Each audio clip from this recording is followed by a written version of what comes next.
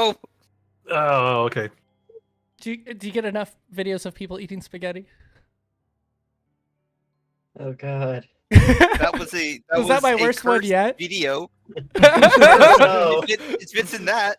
I think this is my worst one and best one yet. I loved it. I don't know how to feel. Yeah, no, that's good. That's good. Sit in that feeling. That's what a true artist does. It's beauty. I want to be a spaghetti wizard. Everyone takes psychic damage. Oh, that's so funny. Like 2d12. Oh god. Yep. Oh, boy. Redid another one, guys. Redid it. Thank you. You're so welcome. Thank you is right. There's a question mark at the end. You have to add that. Mine has Oh 2 my exclamation God. points. All right. I don't know. We I feel survived like it.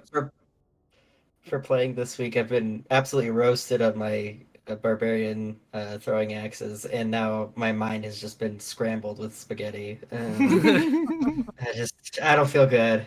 Sounds like you're ready to play. It sounds like you're ready to play. Rob's got 7 days left of his murder month. Let's go. I know. 7 days left. You guys are all on the chopping block. Wait, what? Kill people in February's? Is that? Yeah, is that a murder thing? February. It's been like every week in February has been like multiple like close to TPK in like some games, and like I don't normally have like that. They don't normally get that crazy in danger. You guys almost TPK'd in this like twice. A couple of the games was they've come down fine. to like one person standing and like they barely survived. And then of course the Planescape games I'm running, people are just dying. But that's a different. Planescape's crazy. Curse of Strahd, though, it's supposed to be dangerous, and you guys have encountered some dangerous. Today we start at the Wizard of Wine Winery in the eastern side, or the western side of the Valley of. You came here because the guards on the wall at Crest wouldn't let you in, and the only way they would trust you is if you went and did something, prove that you weren't up to no good. And they told you to go check the Wizard of Wines, find out why their shipment of wine was. You came here and discovered that some druids from Yester Hill, another site a little bit further south along the road from the winery, had come here, taken the place over, kicked out the Martikovs who run the winery. They were hiding in a nearby copse of trees. They had told you that the druids had come here, they invaded the place, that they normally had done this before. That wasn't the first time they'd been raided by them. It was the first time that the druids had stayed and kept this like veritable army of twig blights, or there's different kinds of twig blights, needle blights, vine blights, these plant-like creatures that were lurking about the vineyards and the winery itself. You guys snuck up to the place and then got into a massive fight with twig blights and vine blights and the druids themselves. One of these druids held this staff called the Gothias staff, claiming himself to be the leader of these druids, although when you encountered a couple others inside this place, they didn't necessarily treat this one like a leader. Seemed like he was like a self-designated leader amongst these druids. And the staff that he had was messing you guys up a bit. Every time he hit somebody with it, draining blood out of them and healing the druid's wounds. Eventually, you took this guy down. You barricaded yourselves inside the winery with the help of one of the Martikovs, who, in the form of a were-raven, came to your rescue. Although rescue is maybe... He came to help. You guys did a lot of the work yourselves, and he got a bit kind of beat up, while some other members of his family were keeping some of the horde of blights outside the winery busy, long enough for you to barricade a bunch of doors, lock yourselves in, and for Jareth to figure out what was going on with this staff. After spending about an hour or so with it, you realized that the staff had some powers of its own, but it also was sort of the weakness for all the blights outside. It was tied to something called a Gathai's tree, and these blights are all tied to that as well and tied to the staff. Whoever holds the staff is and attuned to it can control the blights somewhat. But breaking the staff would disconnect them from the powers that kept them in. And that's what Jareth did, and broke it. And all the blights collapsed, twigs around. And you guys have now survived this initial sort of assault on the winery, and then a defense of the winery. In the process, you also took out all the clerics. One of them tried to get away and was running across the fields, but was chased down by Garrison, Jareth, and who else was part of that? Just Adrian. Right, Adrian, who picked up Garrison and flew him kind of ahead. You guys cut this guy off before he could flee back to Yester Hill and maybe warn the rest of the druids there. You guys handed their butts. We have now spent a couple days recovering in the winery. Some members of this group were pretty messed up. Garrison, Nazoth being two who had been knocked down a few times. And with our lovely special rules for exhaustion rules for those that dropped to 0 hit points, it was getting pretty bad. How much exhaustion should I have? So we 0 recovered. because you guys have recovered. Ooh, is it 0? Because I'm still at 1. You should be at 0 too, because I'm using that. I'm modifying that original rule, making it that you can remove basically 2 a day, one with a short rest and one with a long. Okie dokie. Okay. So I Getting realized soft. this getting rid of 1 on a long rest was going to be probably too much. Getting soft in the back half of the month, Rob. What's that? Getting soft? Hey, these things are still pretty awful. If you take them like during combat, like they get worse and worse. Exhaustion level 0. Wow, I haven't been like this, and You can a actually be while. part of the fight next time. You haven't been like this since like the first game. I First think. combat. First combat. Adrian, you saved me. All right. So the Marnikovs, again, they have loaded up one of their wagons. They've attached a horse to it. I think you guys somebody asked if they had like a second wagon or something like that. Did you guys say you needed like one or no? I'm gonna guess. I don't remember that. Okay. Well, they have Oh. their wagon that's full of casks of wine. They are ready to return to Kresk whenever you are at this point. Anything else that you want to do at the Wizard of Wines with the Mardikovs here before you head out? Oh, I should also remind you that the Mardikovs have a member of their family in another village called Vallaki, where, one second, one of the sons of Erwin. Erwin Mardikov is Davian's middle son.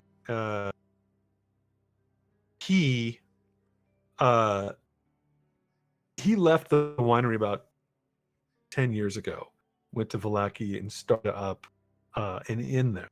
Took over an inn, I'd say, because it was already there, but he took over ownership of it and has become an innkeeper with a new family there. This was the other thing I was going to tell you. I mentioned it a little bit in the last game, but the reason that the Wizard of Wines is so popular, and the reason that they're able to grow that they're able to grow these grapes at all, is because they had these magical gems that were part of the original winery established a couple hundred years ago. There were 3 gems, and over the course of the last 10 years, all 3 of them have been stolen. Which means that the Mardikovs are not going to be able to produce wine in the way that they did before, unless these gems can be recovered. The most recent theft happened when these druids came in the most recent raid. They took the last of the gems with them, and the Mardikovs believe that they took it back to Yester Hill. Regarding the other 2 gems, about a month ago, the second gem had gone missing.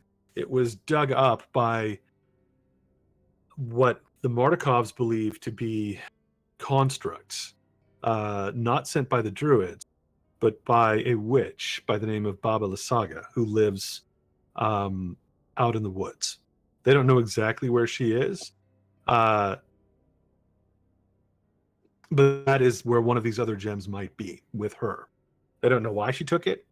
They don't know why she didn't take it before, but things seem to be happening kind of recently. The first gem was stolen 10 years ago. And you kind of get this story not so much from Davian Mardukov, but you get it from Adrian Mardukov, who tells you that his brother Erwin was blamed for the loss of the first gem. He was on watch 10 years ago when one of these gems was dug up and stolen from the vineyard.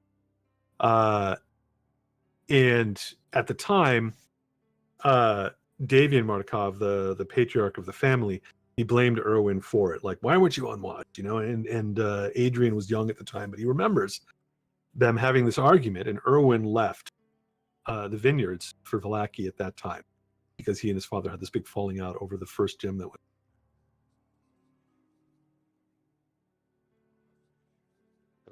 Okay. So if we go to Vallaki, we could speak to him and possibly get intel on these gems. But the other option was bringing the cart to the first town that sent us back to here. Yeah, your most current sort of quest, if you want to call it that, is to take this wine back to Kresk. What's in Crest that gives us interest? I thought it was just a place of refuge that we found and then we returned away. But now it was originally, but there's rumored to be a cleric there, the abbot, who lives up on the hill. The chapel I saw. Yeah, and the Mardikovs could tell you a little bit about him as well. Most everyone in Barovia knows about the abbot. He's a mysterious figure who has lived in the abbey of called let me get my names right here. One moment.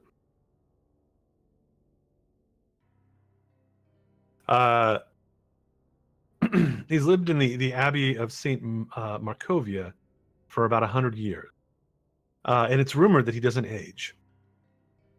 But the abbey itself also has a reputation for strange things happening there.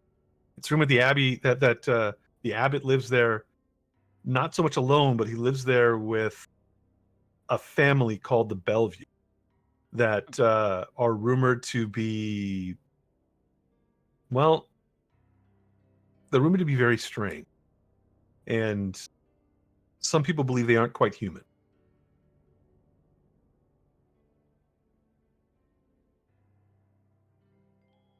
Do they believe that he might be able to cure?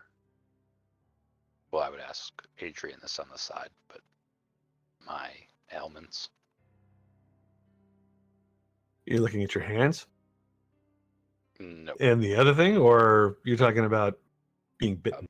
My Team Wolf issue. Yeah. Teen Wolf issue? You're talking to who, Davian, or are you talking to Adrian? Adrian. So Adrian and I had us like a sidebar. Yeah. Last session. Yeah, so. Adrian doesn't know for certain. He knows that the abbot is powerful and that it's rumored that he has the ability to raise the dead, but he doesn't know if he has the ability to remove curses. He can only assume if he's got such power as resurrection, that he likely could probably help you out. Gretch, were you trying to say something? Oh, I was just going to ask if I would know about the remove curse spell. Would you know, meaning know that it exists, or? Right. Yeah. Okay. And that I'll probably have it in like 2 levels? Maybe.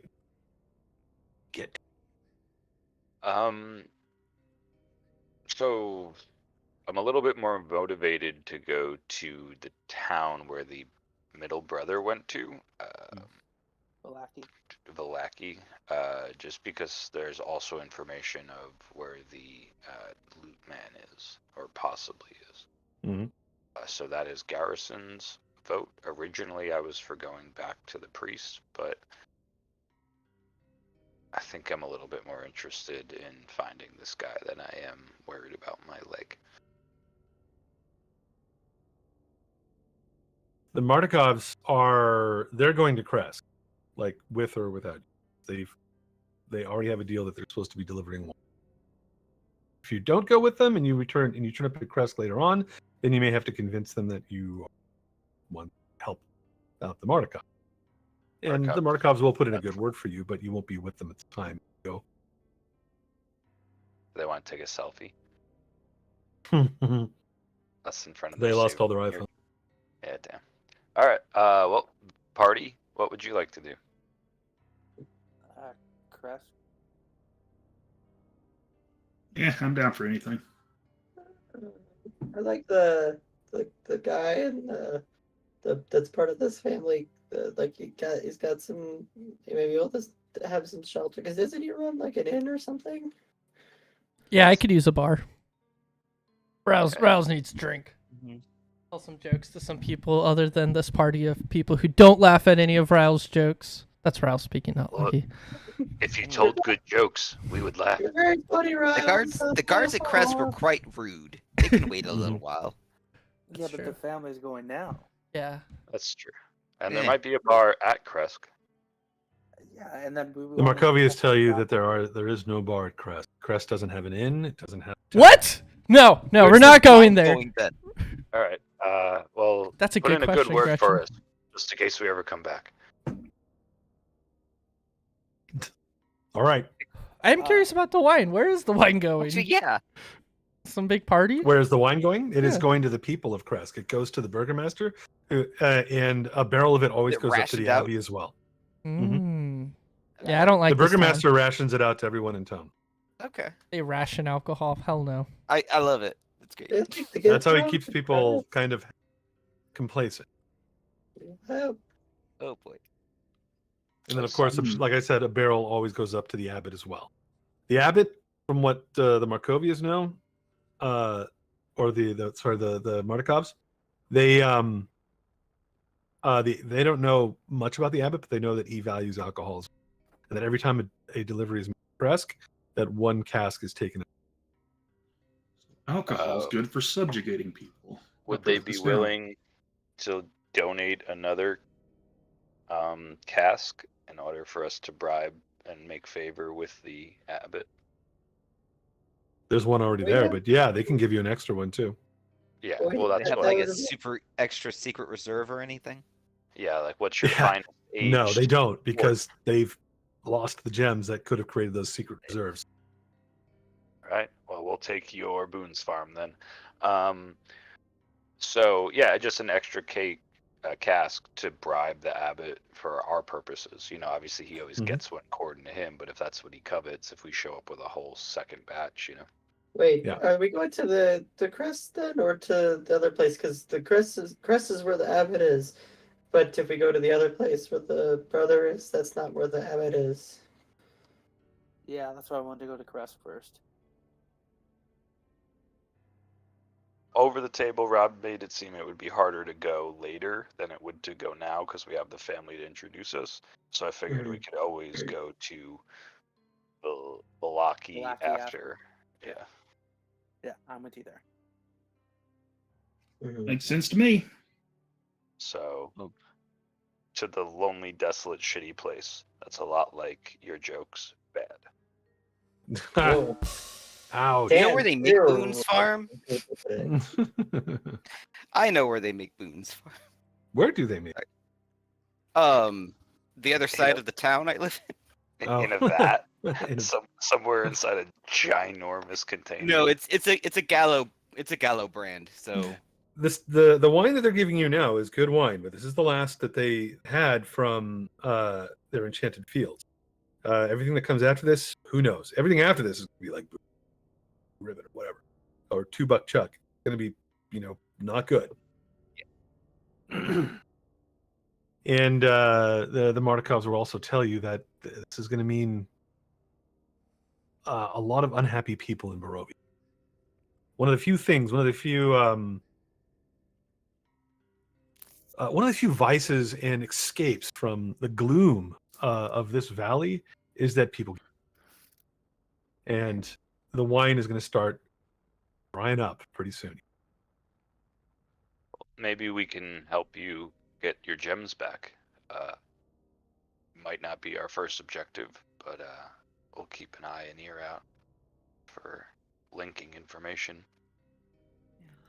Would you be able The to one tell place us? there's two places that they know of. The third gem, the one that disappeared 10 years ago, the Adrian and Davian, they don't know anything about where that one went. You could talk to Erwin in Vallaki. Maybe he knows something. But the other two, Yester Hill, which is not too far from where you are now, but not a priority for them. They're like, you should probably get this to Kresk. Like, they don't really want you going to Yester because they think that like you'll probably die. They're not asking you to do this for them. They're just telling you things are gonna. If you think you can handle it, then they will help you. Right? Yeah, Yester Hill is down the end of the road. Oh, okay. That's more druids. Yeah, more druids, the ones you guys just dealt with, and what they call Due south of the Tomorrow Gothiah Valley. Street. Let me see if there's something else they know about Baba. One moment. So there's Baba Yaga's cousin, Baba the Saga, and they have one. And what do we know about the other gem that's not the 10-year-old one? The middle one? Yeah. That's the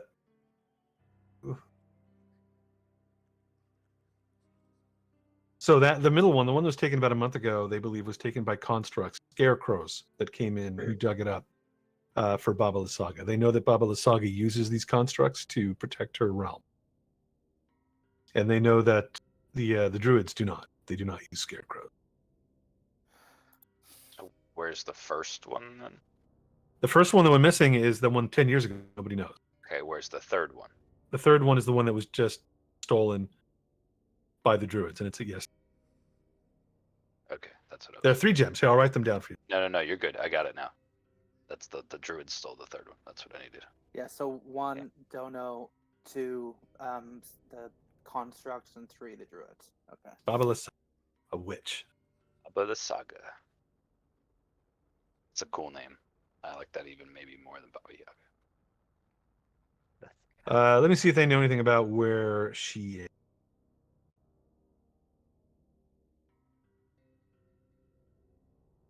Well, if we can get your gems back, perhaps we could maybe lift the spirits of this place. Everyone we've ran into is dead or has the affect of a dead person. Poor Riles is crumbling on the inside. He can't even make someone slightly more than raise a lip, let alone smile.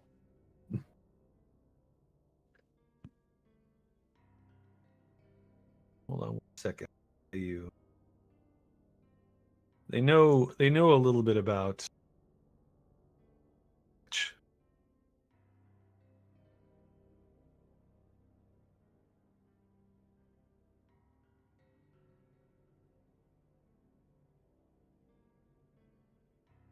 one second here. Mhm.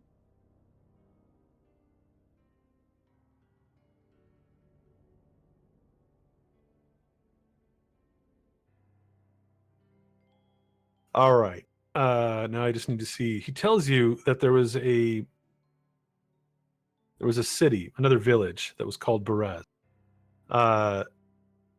that is now fallen to ruin. And he believes that Baba Lysaga lives in those. The directions where that is. One moment.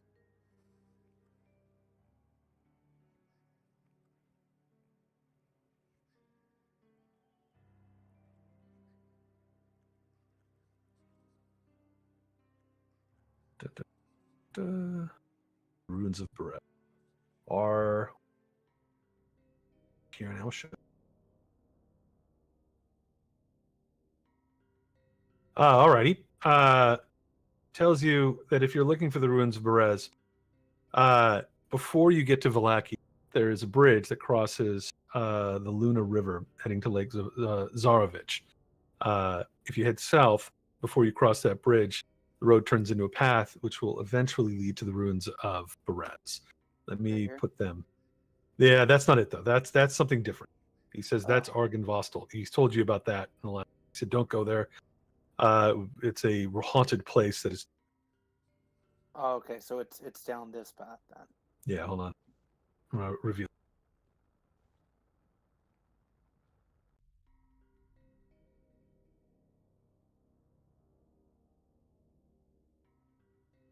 Let me put the name. Oh, that's a small encampment. It's a long ass walk, though. It really is. Yeah, I ain't going there. Bimothy, carry me. No, we have a cart now. Don't worry. As you can sit down and Okay. rest. Yeah, but I don't want to put that wear and tear on the cart. Bimothy, carry me. Okay. Timothy, do you want to Alright. carry him? I mean, You can say I no. don't know. I don't know. I mean, if he needs me to, I guess. Oh, geez, you're not making this fun. Fine, I'll raid the cart. All right, the ruins of Perez have now been marked. Got it. And right, that is kind of far away. Heading to Kresk will take not too long. Each one of these square or these hexes here is about a quarter of a mile. And I believe that this is correct as far as distance. Yeah. It's only about 4 miles or so along the road from where you are to get back to Kresk. So it'll take you 4 miles, probably 2 hours to get there. You can go about 20 miles in a day, and that's about 1/4 of it. And one day of travel is about 8 hours, so about 2 hours. Anything else before you leave? Did we ever actually feel bad raiding this place? But didn't they offer us anything inside it? Am I making that up? I They don't offered know. to let me use the lab, which I did, Yeah. and Uh, their materials to do so. I think. As far as like a reward, if that's what you're looking for, I thought they gave you something. I don't remember. Wasn't our reward access to the city? Sort of, yeah. And a lot of information from them. They don't have like a lot in the way of money, it looks like. That's okay. Let me check here. Mm-mm-mm. Maybe you can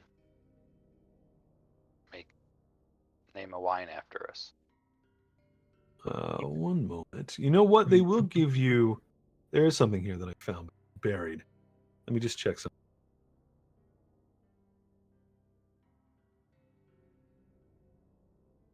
Look, it's one of the gems. We found it buried. This is perfect.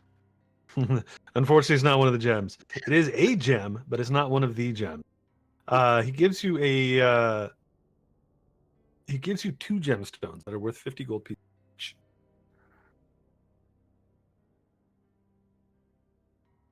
And he pulled these out of one of the rooms.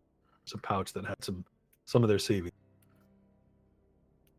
Their place got pretty wrecked. A lot of their wine that was in those casks was poisoned by these druids. So like they have a lot to sort of rebuild at the moment. They give you what they can. Okay. Mostly what they're giving you is sort of an inn to Kresk. Look, a contact in Vallaki and whatever physical help that they can give you that's not going to have them get killed. I added it to party treasure. All right. You load up in the wagon and you head out. About an hour or so into your journey, you come up through the Svalich woods. that dirt path turns into a road again, and you reach that the T in the road where the bridge heads off to the north and eventually turns back the other direction, following the Raven River to Crest. Again, as you guys are reaching the bridge, you can hear the sounds of a camp not too far away.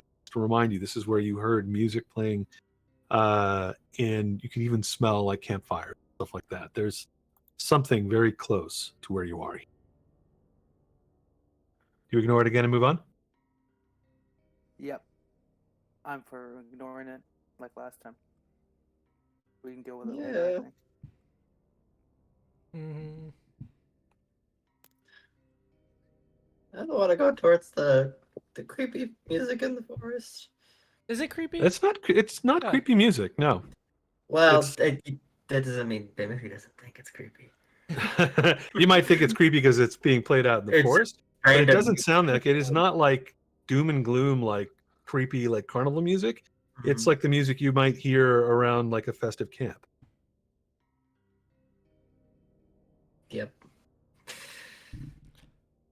Yes, Mm, I don't know. Raoul's Seems kinda want- weird. Maybe we should go say hi. Yeah. I agree. Yes. New, Pull over. new Let's do it. friends. Yeah.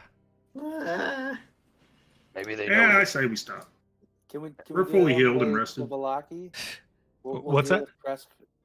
Well, I'm just gonna say into the grouping character. Can we do this on the way to Valaki and just go to Crest first, and then it's along the way?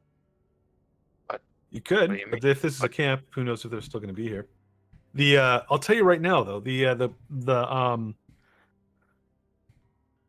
So Davian is with you, as well as I think not Davian. Adrian is with you, as well as one of the other of the Mardic, Elver, the son. When they hear this music, they'll tell you a little bit about it. Now that you guys have kind of stopped for a moment and you're discussing whether or not you want to check it out, they tell you that music likely belongs to a camp of the Vistani, who are wanderers, nomads that don't live in towns here in Barovia. Gypsies. Yes, but we don't call them. Yeah, let's not use that. That was Ferdy, not Jared. I'm just Are trying they- to connect the dots. Are Well, they is friendly that- wanderers? Is that a slur? I always thought that was just a race. No, it's thought it was so it's not what they call themselves. Like if you're, Romani. yeah, the Romani in our world, like the Vistani are based on the Romani. There's no question. When this was created in the 80s and 90s, the term gypsy was nobody really thought about it, but the Romani is who they were based off, and the Romani are like, that's not who we are. Like everybody else calls us gypsies, but that's not what we call ourselves. And the term gypsy has become synonymous with like thieves and other things, and they're like, this paints us all in a bad light, so please don't call us, please don't use the name, because people all around the world have, like that in World War II, like the Romani and the gypsies were attacked. That's the reason why Okay. why lately this has become more controversial, because people didn't know the history. I didn't either. I didn't know it either. But if you would say, like, if you use the term gypsy around somebody who's a Romani, they're going to get mad. Are these wanderers friendly? We're gonna ask the Malkovs. Adrian says they have their own special existence in Barovia. It's rumored that even Strahd won't touch them.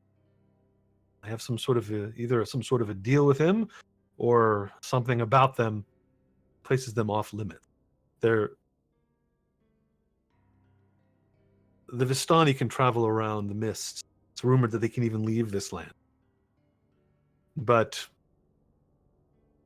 they are mysterious.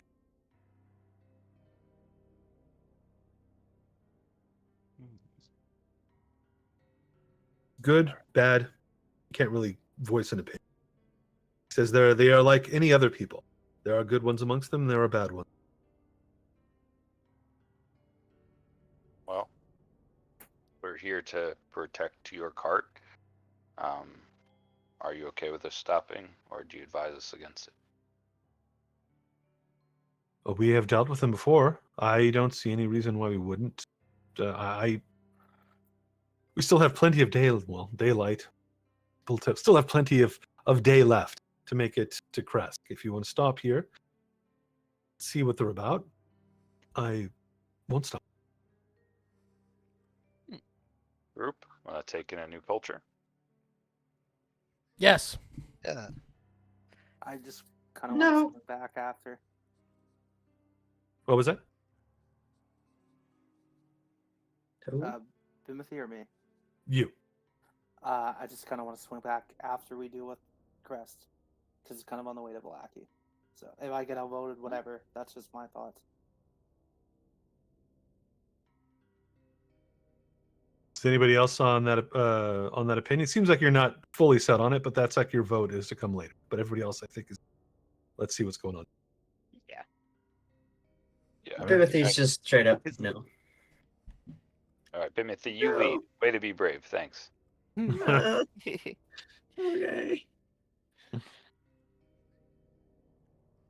Maybe they can tell us a little bit more about this Strahd character he just mentioned, and how is it that they're possibly able to leave here? This again, Adrian would say this is just a rumor. They are very mysterious people. Some say that they have magic all unto their own. They tell the future. They say read people's past and futures and present. But others just say that this is a game for them to make money. It sounds like you're going to get along with these people. I get along with lots of people. Do you? I'm sure. I mean, yeah, as long as they shut up and do what I tell them.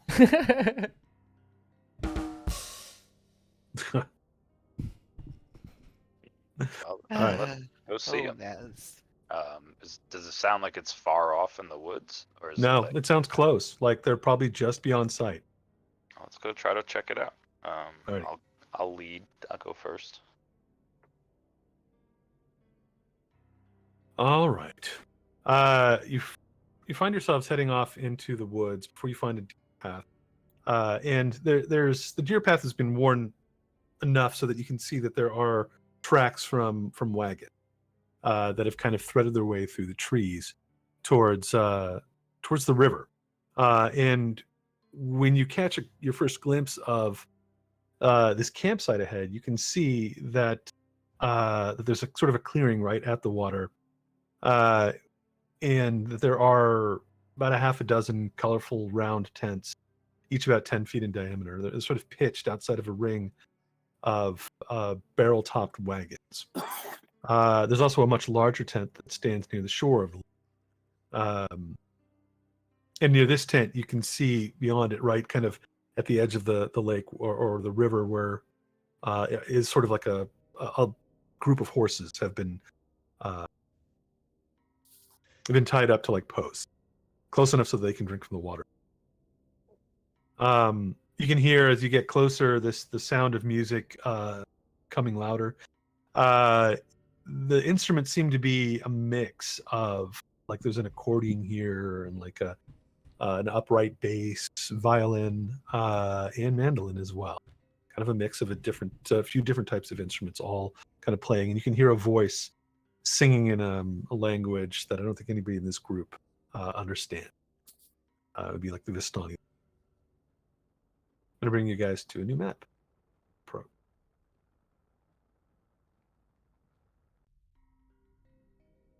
I think it's on this map. I'm going to say that the Martikovs have kind of camped their wagon just within sight of this, but they're not going into they've met Vistani before, and maybe they're a little bit cautious of kind of getting in with them because they just don't know who these guys are. But they're within sight. You guys should now see a new camp here. A bunch of people sitting around a campfire. They all kind of look the same, but they are men and women. And there are some children here as well.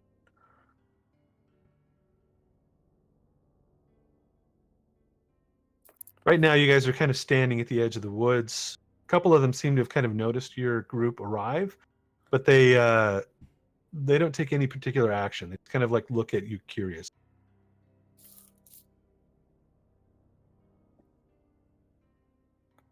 got something for this. Who are you talking to? Riles. Come on. This is your thing. You're the guy. Yeah. I don't want to do the one joke that I want to do, so I'm not Oh, gonna do no. it. I have like 4 jokes that I've been thinking of. Like, can't do that one, can't do that one, so I'm not Is that going because to. those ones might be funny? They'd be too funny. Oh, okay, that would be new for you. Yeah, I don't want to do that. Get out there, little guy. Go introduce us or something. As you're kind of like talking amongst each other, the guys that are at the edge of the camp, who don't seem surprised to see you, nor they take any real action. One of them kind of raises a bottle of wine and kind of shakes it towards you, like, "You coming in or you staying out?" Hey, where my gypsies at? Okay, that was one of the least bad ones that I thought of. Instantly jump you and beat you second. Why does this Don't keep worry. happening to me? Don't worry. He grows on you. I did the Oh, same poor thing the Riles. first time I met him. That's true. That's true. And now look at us, we're best friends. So you kind of Does he need step forward healing? and you're like, "Hey!" You throw your first joke out and like you just hear like a violin, like, and like all the instruments stop and everybody looks your direction.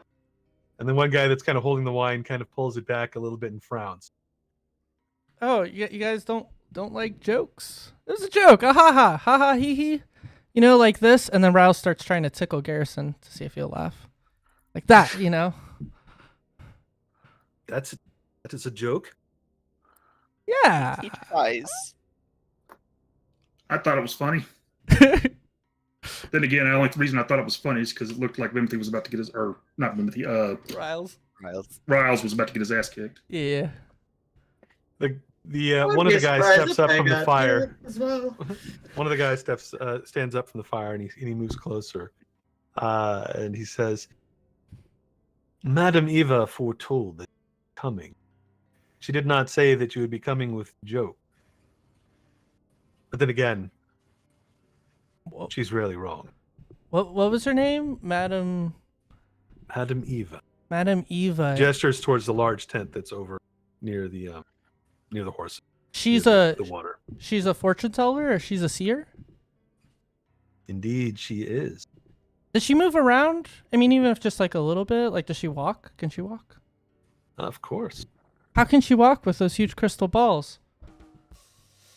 That's all I had. Oh. See, that's a joke. It's a haha. See, haha. They look at Gonna each other. die. That Very- one got Garrison. Very, That one very got funny, Garrison. Riles. Yes. One of the guys just looks at you and says, "I don't get it."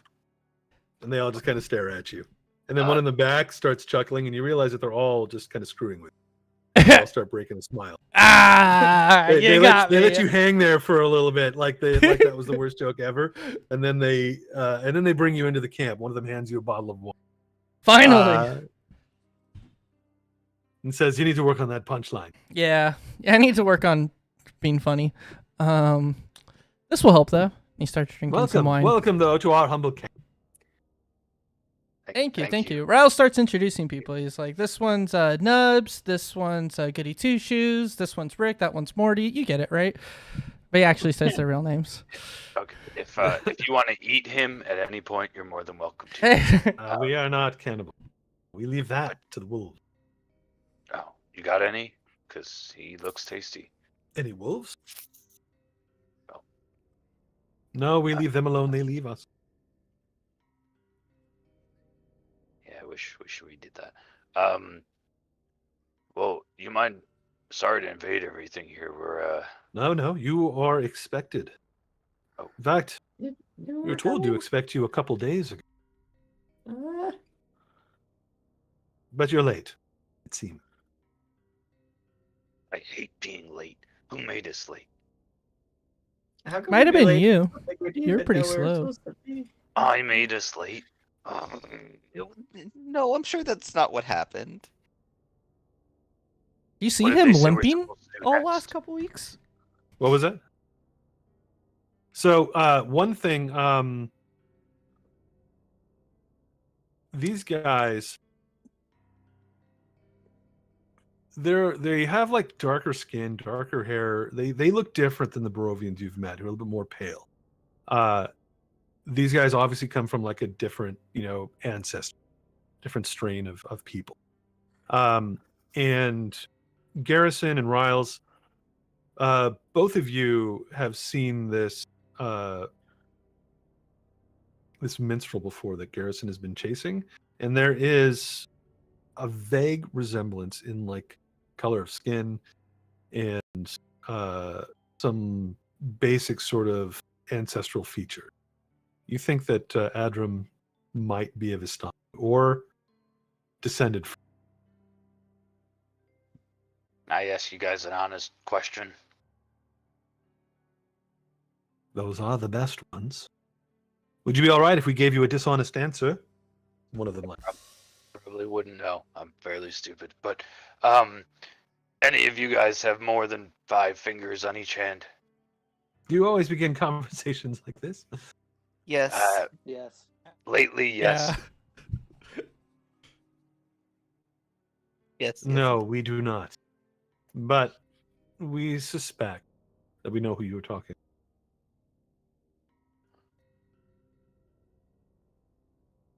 Oh, yeah.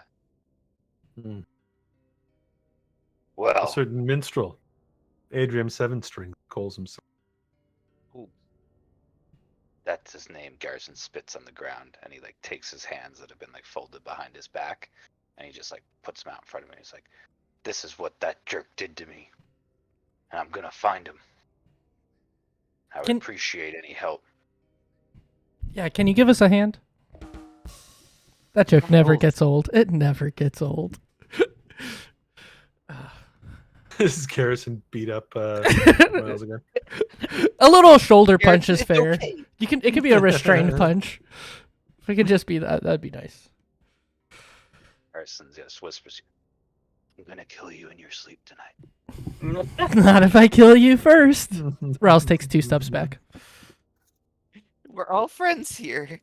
Anyway, we're all like I was friends. saying, I'm looking for that guy, Adrian. Clearly, you know who he is. Do you know where he is? Would your know-it-all leader know? She might. I do myself do not know. He comes and goes as he pleases. He's no longer really a part of the Vistani. Name only. He walks his own. What's his deal? Why would he just go about doing what he's doing? He killed an entire troop of my people. Children and women alone, just like you. Yeah, there was You should perhaps ask Madame Eva. It's not my place to tell you more about people. Even though they have left us, we still hope that one day they will return. Wait, you like that guy? Garrison, In the end, he is family. Your family sucks. That may. But you cannot choose your family. Yeah, I lost a lot of mine because of your guys' choices. Anyway, can we go talk to the boss now? This guy, I thought I liked him, but now he makes me feel uncomfortable and angry like Riles does. He steps out of the way and gestures towards the tent, towards Madame Eva's tent. She I have a waits for you. question. Yeah. Is anybody dancing? You know, like how the Romani kind of. Not at the moment right now. They were before, but the music has stopped. And they are kind of standing kind of right now. A lot of them are kind of looking at Garrison. We killed the vibe. The vibe is down at the. Well, if they're gonna go see a seer, can I pull up the vibe?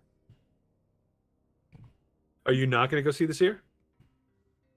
I don't think I have any questions to ask her. So I'll just hang out outside and see if I can get them dancing. Do you have any sort of performance? Enhance ability, yeah, he does. Yeah, Um, I have +1 performance. As is. That's not a skill. No. That means you don't step on your own feet when you're dancing. So yeah, enhance ability. You'd be able to roll with advantage. If you want Yeah. to try to like Here, use my war bring up the gong. mood. Yeah, let's do War it. gong. Yeah, that's what I have. It's A one of my. war It's one of my gong. many instruments. I have a war gong. Would you like to use this, All right. Prince Jareth? Jared, are you going to cast your spell and gong the hell out of this place? It's going to be the Yeah. gong show. Sure, why not? Do it in a fun way. You know, just don't hit it hard like we're going to battle. Then that could get hairy. Just give it a little dee dee dee dee dee. You know, one of those. A little better than that would be. Oh wait, no, that's health. Just part of this. Oh, part of this that's spell. automatic for one of the other ones. Don't worry about that. Okay. Yeah, that's if I use Bear's Endurance, you gain 2d6 temp as well. But that's not what I'm doing. I'm doing, I assume because it's Charisma, it'd be Eagle Splendor. Yeah. Yeah. So, advantage on performance then? Yeah. Okay. Jeez. You're the Wow. luckiest bastard in the history You of got bastard. lucky. Okay, how many crit performance checks has Jareth characters done at this point? Performance checks? I think this is the first one. He's No, done some other. I had one in when we were at the You had at least castle. one, maybe. I think Was you it had a couple. performance check or was It was it? a Oh, it performance was check. performance. Because Yes. you Yeah. were. Mhm. Because Jareth was king of the carnival. Oh, that's Yeah. right, that too. Yeah. All right, Jared, you step in here. You take up a war gong, and you start. I don't know. You start playing some song that you remembered vaguely from your homeland, and everybody else, kind of, I'm assuming, is heading towards the tent. Although you can't help but notice that Gareth is like bringing the house down. Garrison Good just And the job, dog wants to hangs ask- out. Good job. Garrison And just giggles. wants to ask any people not to play the mandolin. All right. No mandolins. So you start playing. They some of them kind of look at each other as you're just going for it, and suddenly their band starts up again as well. They have their own little group again. Like they have like 4 people that are playing instruments. I think there's an image here too. If I Better be Sans mandolin or Garrison's running right out that tent. Oh, here we go. Yeah. I just found the image of the Vistani players. Put it over in Discord. I have a group of them, a bunch of different types of instruments, playing different things, and they're playing along with Jareth, matching you as best they can. Everybody else heads over to the tent. Right. Yeah.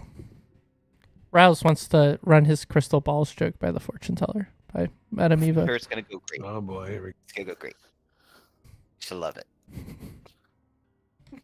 All right, you step into the tent, and you find that there's sort of a reddish glow over the interior, cast by some sort of magic flames that are not setting anything like they're like kind of on little posts in the tent itself. There's a low table covered in a long black velvet cloth. Glints of light seem to flash from a crystal ball. Just right up your alley there, Riles. Your joke was not totally wrong. There is a crystal ball here, not 2 of them. It sits on this table before a hunched figure who is kind of peering into the depths of the crystal ball.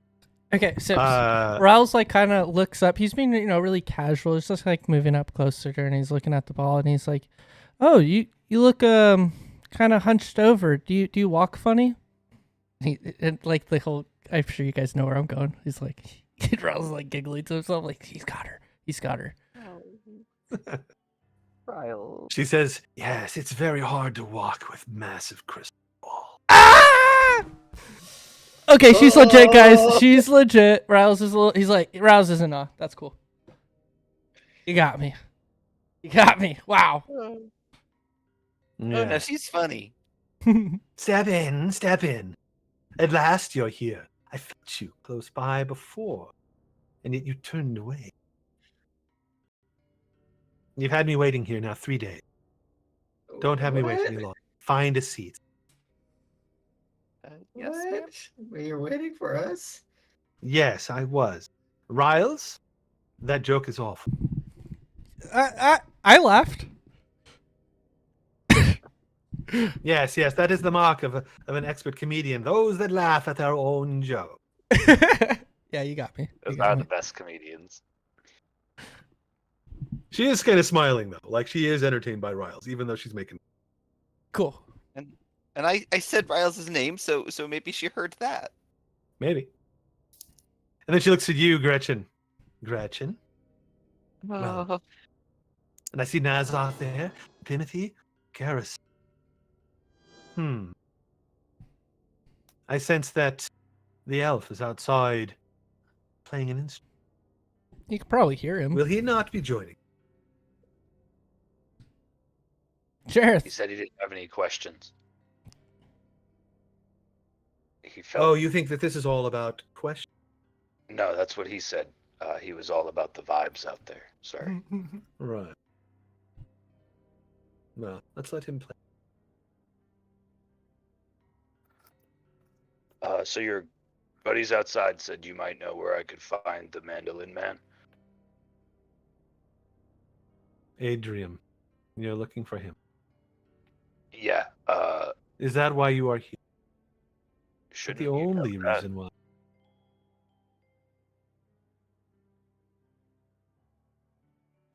The only reason, no, but there's a lot of reasons we're here. That's my personal reason. As a group, we have lots of reasons, but I personally am driven on finding Adrian because of what he did to my hands. And then what? Destroy him? Maybe I would just take his hands, Interesting. because then he would not be able to play his mandolin and do the stuff that he did to me. He's ruined stringed music for me. Ruined it. That is strange. For his whole purpose is all about them. He did this to you for himself, and he did it.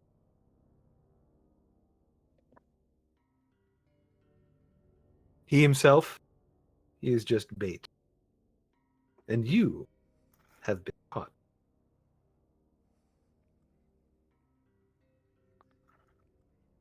You know, sometimes people reel in something bigger than their boat, and it sinks them. Indeed. Sometimes they. But that remains seen. Do you think that you are one creature? Alone, maybe not. But with everybody here, plus the gong man, maybe. They're calling me. oh man.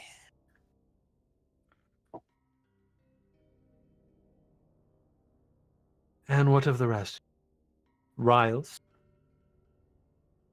Why are you here? At this point, I don't know anymore. I was held hostage, I was beat up, and now I don't know how to get back home, but I don't really have a home. So I guess I'm just trying to find the next good bit, you know? The next juicy joke. The big laugh. Wherever the hell I might find that. We will come back to you. I have thought. You are, in a way, a bit of a mystery. Perhaps that is a good thing. Gretchen, you have followed Garrison this far. How far follow him now? What if the bait he is so willing to take and leads him to his own destruction? What if it leads him to corruption? Will you be corrupted too? Well, I would hope I would help him keep from being corrupted. And I would hope That I would is- further that corruption.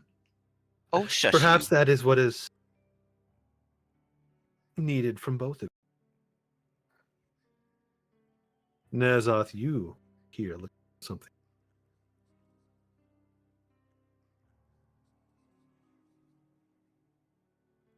Yet will I'm- you benefit from it? What will happen if you find it? Are you only seeking it for your patron, or are you seeking it for yourself? I can do both. And do you think your patron would have any use for you once you've collected what it is they think they want? Well, Get out of my head, woman. I'm just warning you.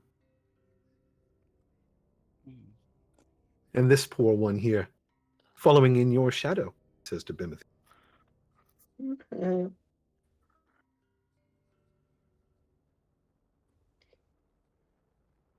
I have a feeling that you don't know why you're here, that you're running from something. No, what? Oh. Yeah, fine. Yeah. No, no one's runs from anything. I'm not. Yeah, I'm fine. Yeah.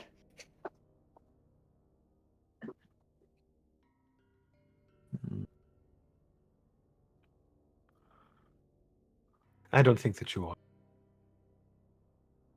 I think this fear will drive you into the arms of something else. Something you think will protect Yeah. you, but it will not. You happen to know what? Because I would like to know. Yeah. I can say no more. Other than that, you have been gifted with the power to destroy. And those What? that follow this power will seek you out. Oh, oh, oh. I don't want to be followed.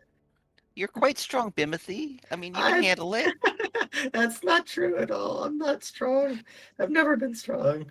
I've all my life I've just been me, just trying to get by. Your main attack is to throw an axe at people. Well, yeah, because it's usually because I don't want to get near them. Okay. I don't like fighting. It's not. I don't like it. I don't want to be strong. I just want to be safe. I want to be far away from anything that could hurt me. And this is not. This place is horrible. It's surrounded in death. It's just scary. She just watches Bimothy, doesn't really say too much, doesn't I need a offer calm anything to like spell. make him less afraid. In fact, like her gaze is sort of like piercing in a way that makes you probably even more like skittish. Something a little bit creepy about it. Yeah, Have if you like tried meditation, Bimothy. What's that? I'll tell you during our next long rest, short rest. Okay. yeah, you can see Bimothy if like I don't know if he's like I guess he's maybe like sitting down or something, but if he's just like furiously like tapping one of his hooves. Kind of in that way where you're like really nervous and you're like just shaking a leg and just kind of like yeah. Whatever sure. you all think that you have come here for, all roads in Barovia lead only one place, to its master. Because he is the land.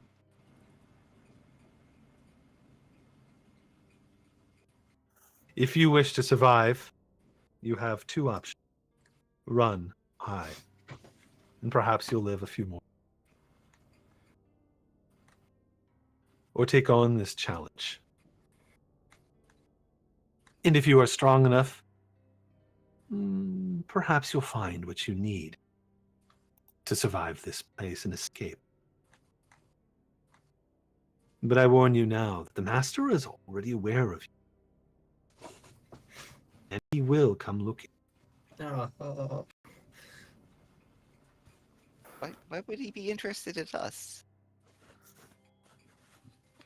You seen me? Why wouldn't he be? Because you are not from here. Because you represent something else. Perhaps hope. Perhaps even further destruction. You are not the first to come to these lands. The first to challenge him. And I think that you will.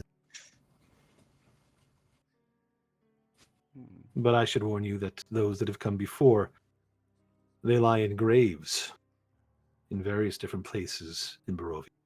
Some Some of those have been turned to his cause. He has been playing this game for hundreds of years. And you are most recent boy.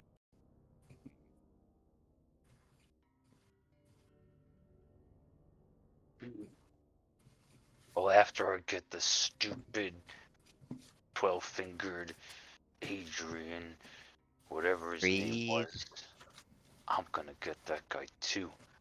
Has anybody survived it yet?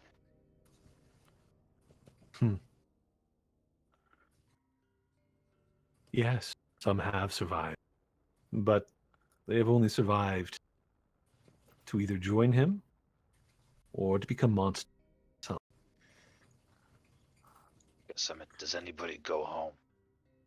No one. Oh, That doesn't sound boy. good. So you're saying we're trapped here? Yes, that you are. But I Aw. can give you some hope. She reaches into her, she's got like a cloak, and she pulls out this deck of cards. Timothy looks a lot like the cards that you found, except hers are older, maybe a little more ornate. Ooh. I Well- have the ability to help you, to guide you through a reading of the Taraka. But only if you wish it. Once this knowledge has been given to you, it will illuminate paths. And it will be up to you to find them and follow them. The tools to help you, they lie at the end of each.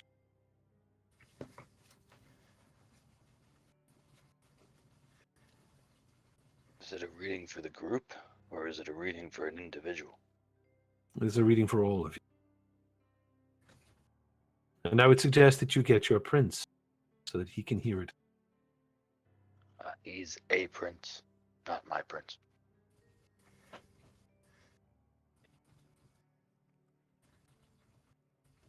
Would somebody mind? Yeah. Honestly, anyone. Just make it. I'll go get it. Mr. Jareth. Jareth is Yeah. finishing like one of his songs or whatnot with these guys. And they're all like, yeah! It's like the music ends. What's a war gong solo sound like? Just like clang, clang. it's right at the end. Wang. Oh, A that was gong? Doctor Who at the end there. Bong, bong, bong. War gong solo. She's asking to speak with all of us, including you. Could you please come with me? Can I get one more dance? I was about to jump in. Let's go now, please. Ah, sorry guys. I turned everybody. You can come back. Thank you. They they're like, don't worry, we'll be here. Just return when you can, if you can, assuming that Madame Eva doesn't send you off Yeah, into the darkness. I'm not waiting for him. No worries, guys. Prince Jareth Pavarella Lithium will be back.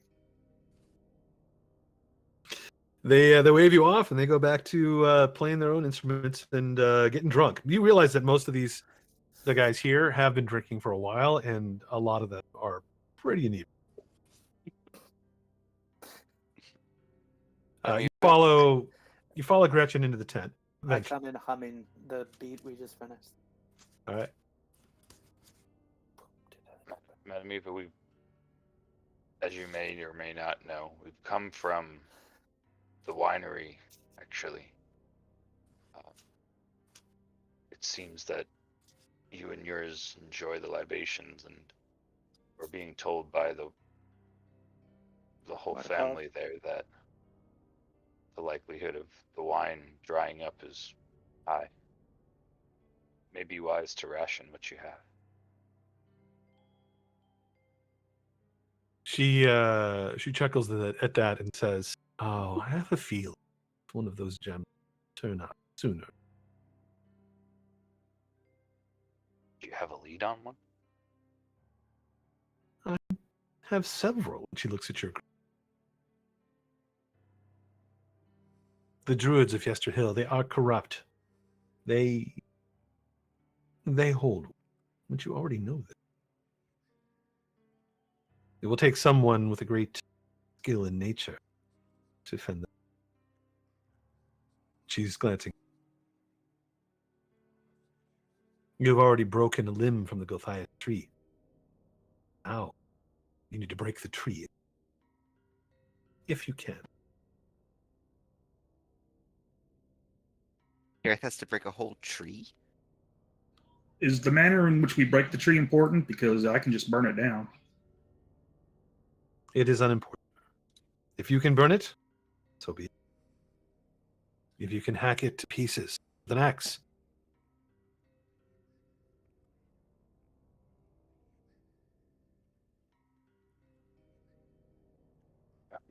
There's a rumor that your people have the ability to leave this place. Is that true? it is true that it is a rumor. And she Kinda does not nonsense seem like she that. wants to confirm. I mean, if you can, why don't you just take us or anyone else out of here? Why are you even here? It's a good question. But that is not the question that we are here to talk about.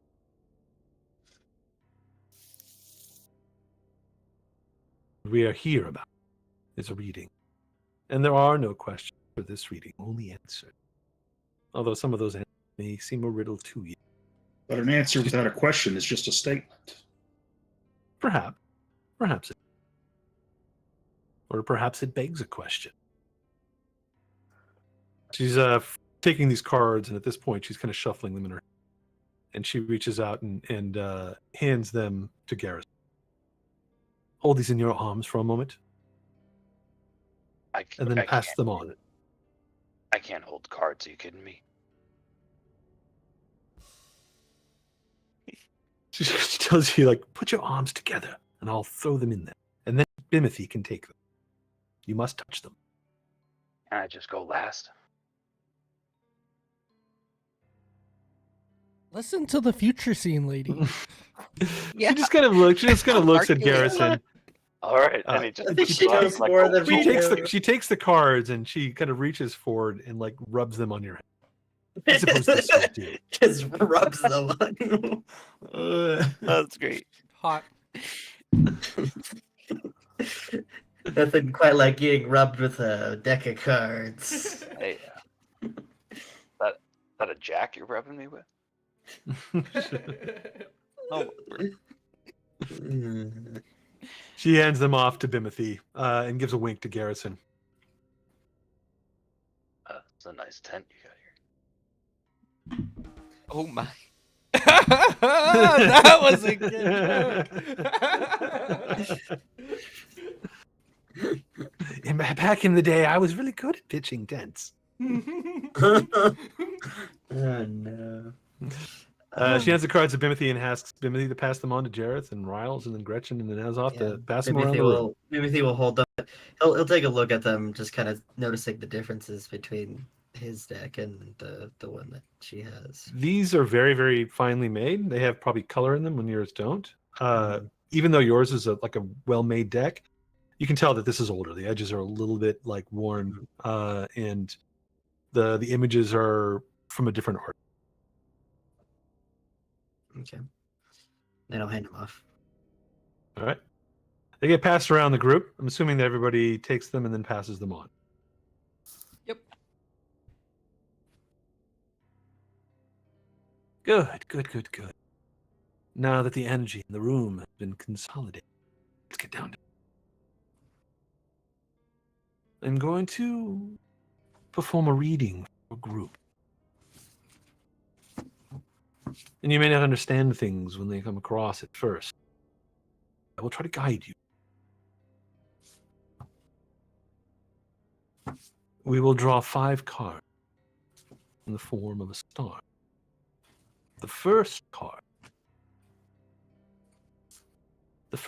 will tell us a little bit of history. It will give us knowledge of the ancient and will help you better understand your enemy. And she pulls a card from the top of the deck and places it down on the table right near the crystal ball.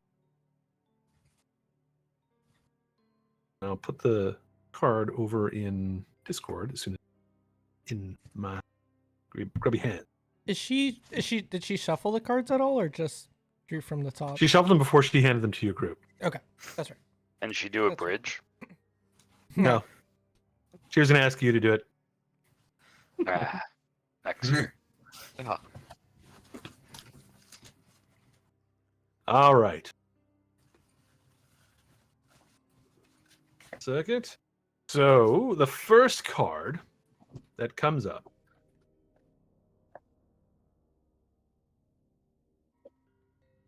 looks like over in Discord. You should see a card pop up. The wizard. This card is also the Master of Stars. This is one of the stars card. It represents the wizard. Madam Spaghetti Eva looks- wizard. Spaghetti wizard. Spaghetti Yeah, wizard. doesn't it look like that spaghetti? It is It's spaghetti. Spaghetti wizard. Yeah, I should tell you that the Taroka reading cards, like these things, are like eerily accurate. And the first one you guys chose was Spaghetti It's- Wizard. Spaghetti Spaghetti. Wizard. You guys thought that wasn't gonna come back around. You thought the It's spaghetti right bit there. was over. It's obviously spaghetti. Obviously spaghetti. Oh, Everything's God, I don't spaghetti. like It's it. spaghetti all the ways down, guys. All the way down. Maybe Lucky's the one who can see the future. Ooh. Ooh. All right, so Madam Eva says, "This is the wizard, the Master of Stars. This means that you must seek the wizard's tower on a lake, and let the wizard's name and servant guide you to that which."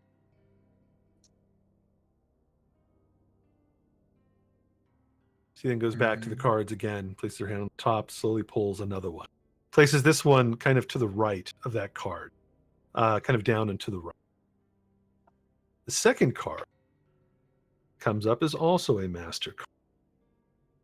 It is the Master of Glyphs, and it has a priest on it. Glyphs? Glyphs. Looks like that.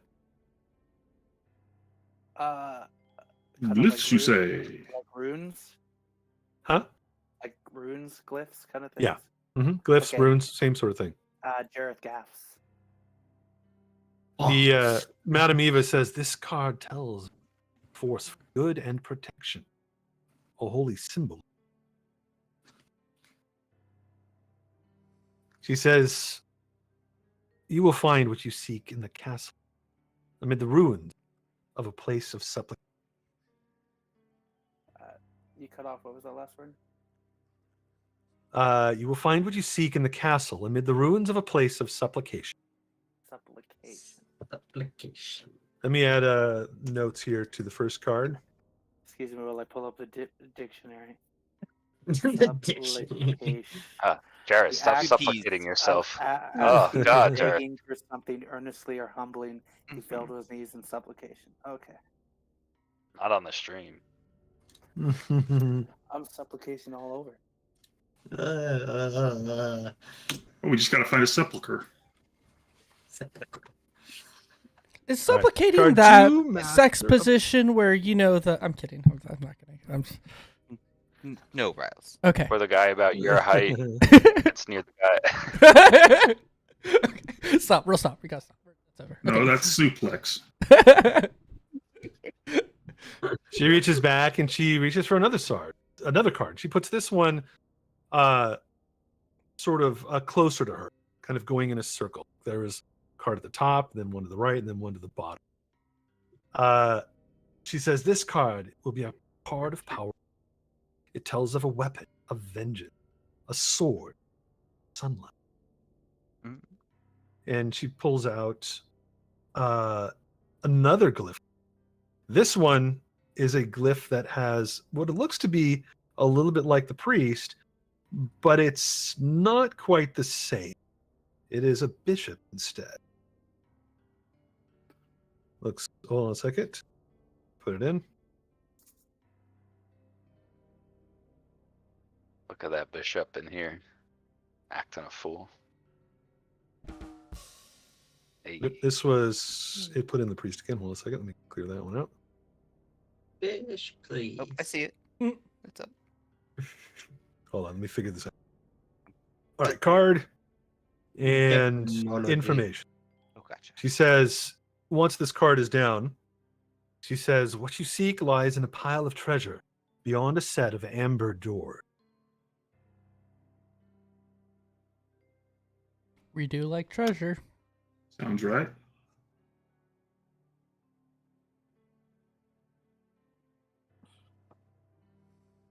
She goes to pull a fourth card. bishop. I don't like this guy's look as much as I like the other one. Yeah, he looks kind of weird. Priest is like a boss. Trying The to hang out bishop? with that dude. Yeah, the bishop looks like judgy. Hey, don't underestimate the bishop. They can check the king just as well as any other piece. The next card that she pulls looks like this. She lays, and as she drops it, she says, "The mist." This card sheds light on one who will help you greatly in the battle. Evistana, wandering this land alone, searching for her mentor. She does not stay in one place for long. Seek her out. The Abbey, near the mist.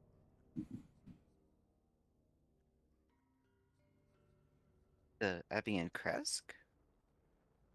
She nods. Hmm. There is only one Abbey in. That's quite convenient. Astana. So let's sit there for a moment before she reaches for the next card. She says, this one represents the enemy, a creature of darkness whose powers are beyond mortality. This card will lead you to him.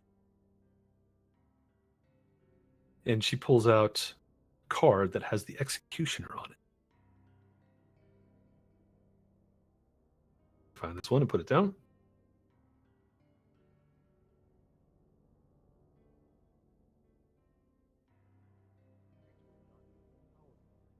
Where is it? Under.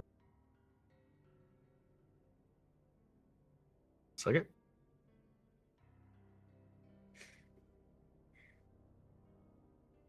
There we go.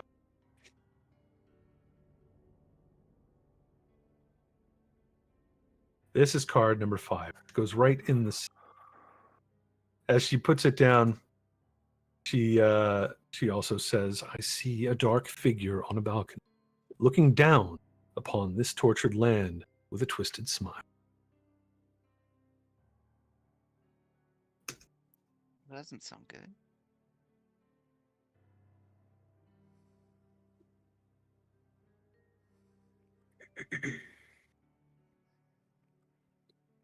She taps the last card and she says, this foretells where he will be weak, where the final battle will start. When you feel you are strong enough to face him, this is where you'll need to confront him. The gallows?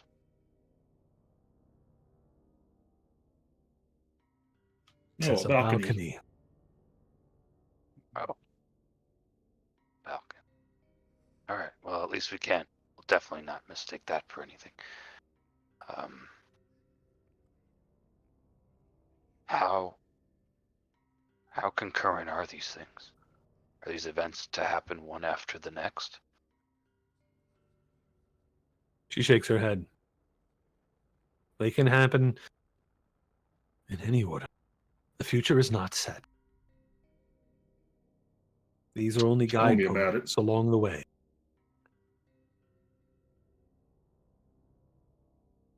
We need If more you guidance. think you are strong now, you could find you could find him now. What But do you I don't think, Bibby? think that you have the power.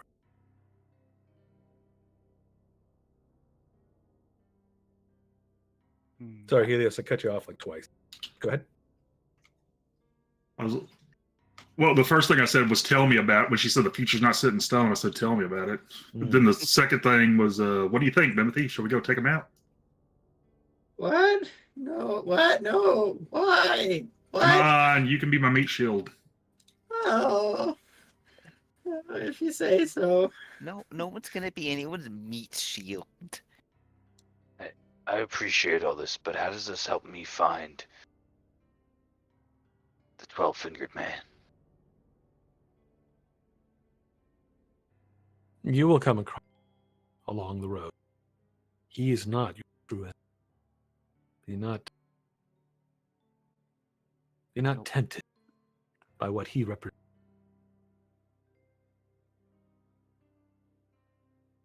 He is just a tool of the one that you really can. She taps. Would What'd it she not? cut? Probably the last card. That's the last card. Did not cause a blow to him for you to eliminate that mandolin asshole. It may. But he has many allies. And this one has already done his.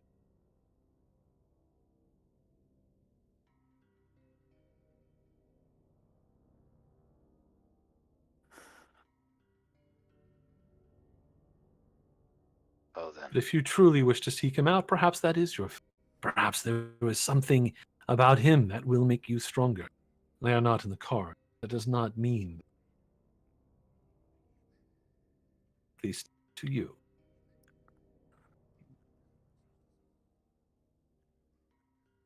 What of the rest of you?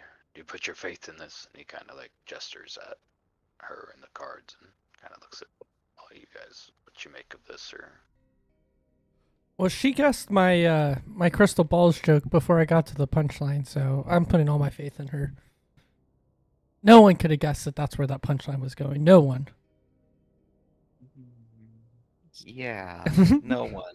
I don't know. I mean, I'm looking for any sort of attitude, and like Rouse said, it's kind of weird that she knew all this and just with a deck of cards, all talking about all this crazy stuff, and I don't know. It seems kind of. I don't know. I'm worried. Makes me worried. that's a quote for you. Okay. This Madam one is Yvette, wise to be worried, Madam says. You should We all need- be. If we need you, is there a way? Is there a way we can contact you? For maybe guidance when we're unsure of a fork. If we meet again, it will be on mine. Playing hard to get. She winks at you again. I only had hands. Alright. Oh, you don't need.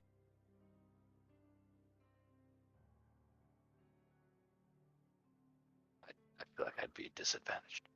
Well then, You.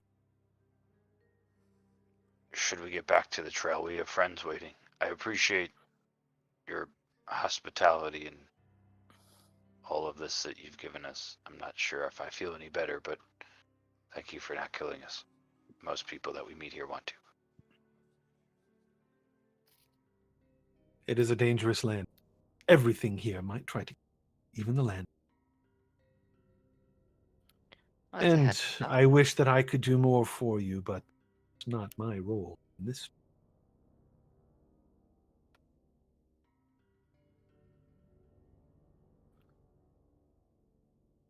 What I have done so far is probably more than I should. And we will see if the Lord of the Land takes issue. But for now, you will not find us here if you return to. We'll be moving on. But Us too. okay.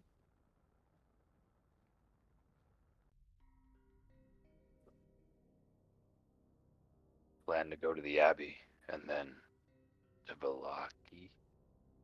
Lucky. Maybe we'll see you in between. Man. And he'll leave the tent. Good luck, hero. If indeed you are. No hero. Uh, I just want my hands back.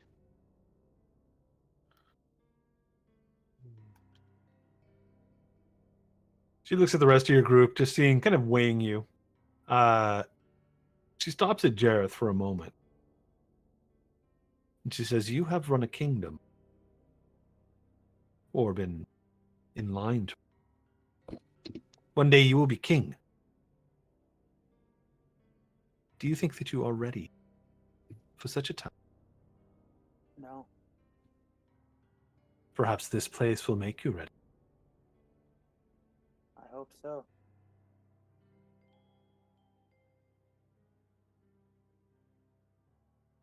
Wish you good luck. I think I shall need it. Thank you. And she goes back, kind of takes the cards and folds them back up, puts them in the deck, and puts them away in her coating. And then turns her eyes back to this crystal ball. And kind of just little blade kind of settles. Farewell then. For now.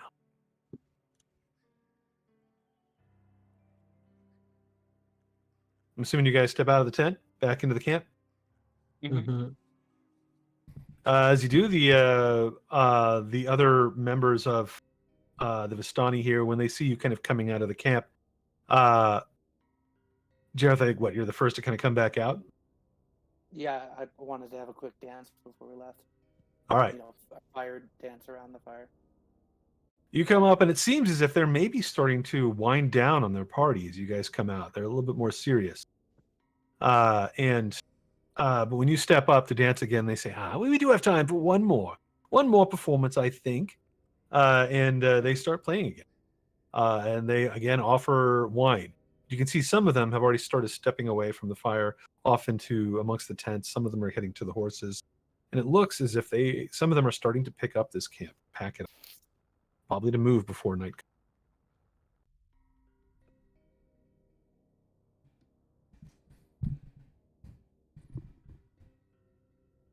All right.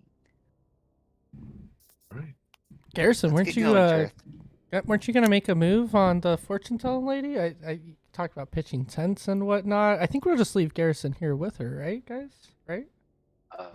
I figured if she can actually figure this all out, maybe she'd want me in her future and keep me alive, you know. Oh. Hedging my bets. Smart man. Plus, I'm just a guy. And all I got is I don't even have hands, man. That's a big task. Madam Eva looks like she's like 70 or 80. Not that probably matters. Age is just a number. Age is just. So let's get back to the Markovs. Mordecai. How do you spell Eva? Madam Eva. I went with EVA. Yep, that's it. Okay. Hey, 1 for 900.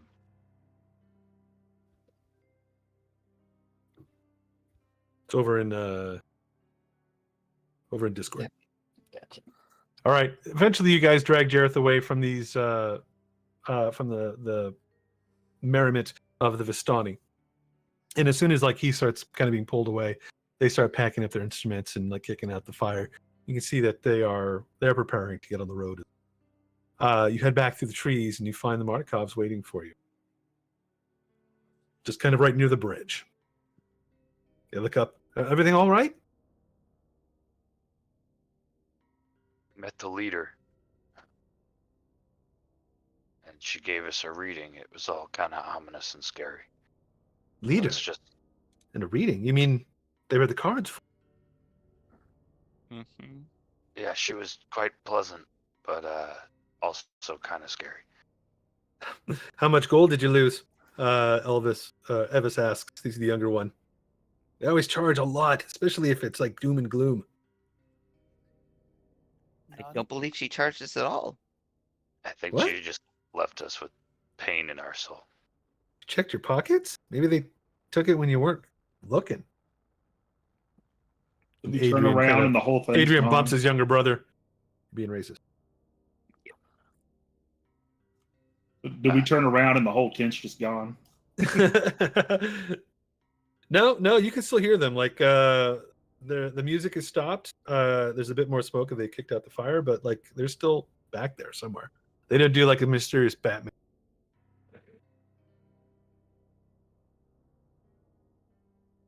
They were actually nice. But she did tell us that, well, nobody ever gets out of here or survives. So that was great. But she did tell us to meet up with somebody in the abbey where we're going. So I guess we'll figure out how right she really is. She said to look for someone at the abbey. You mean the abbot?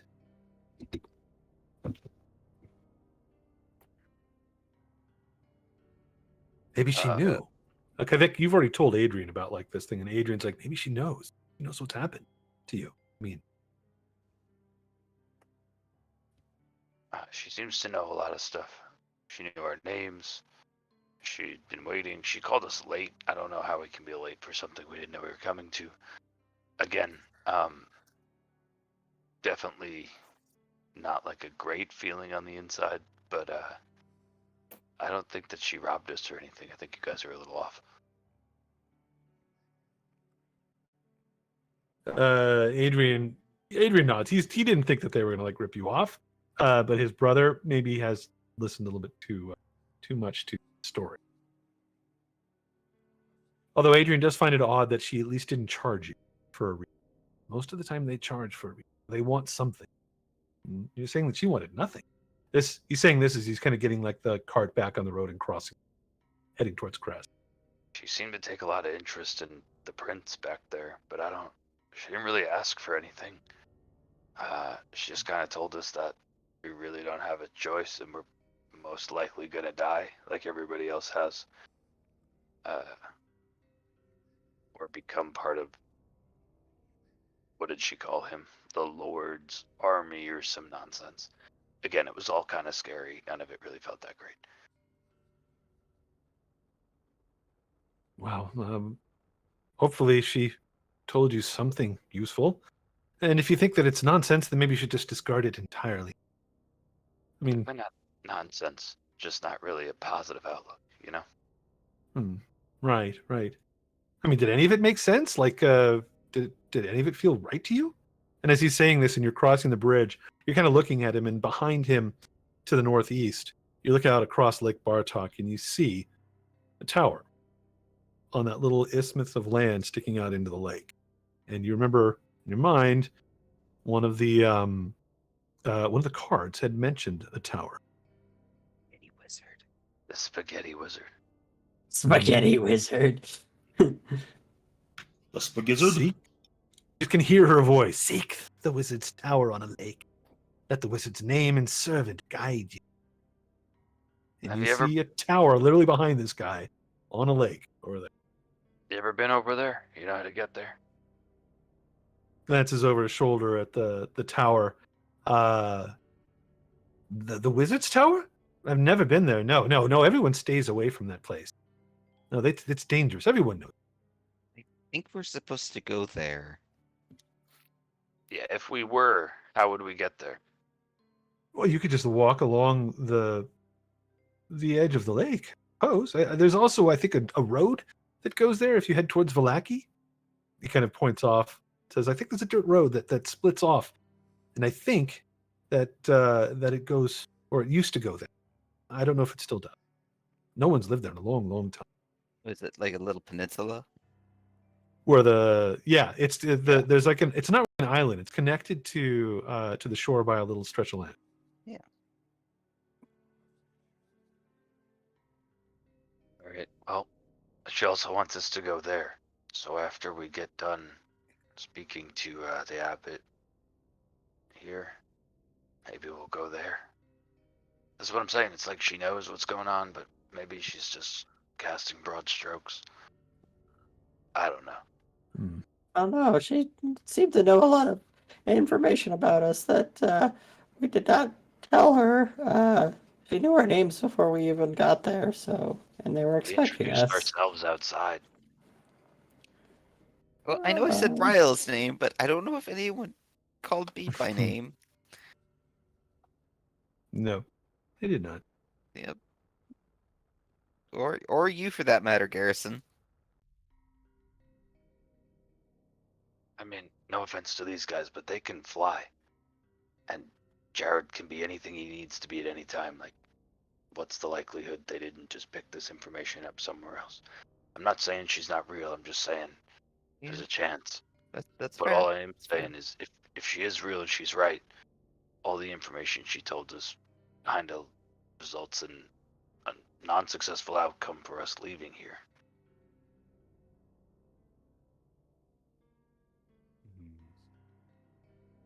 Regarding the tower, you had asked Adrian about it, and he says he knows a little bit about it. He says that there was a wizard by the name of Kazan that built it a long time ago, and that Kazan was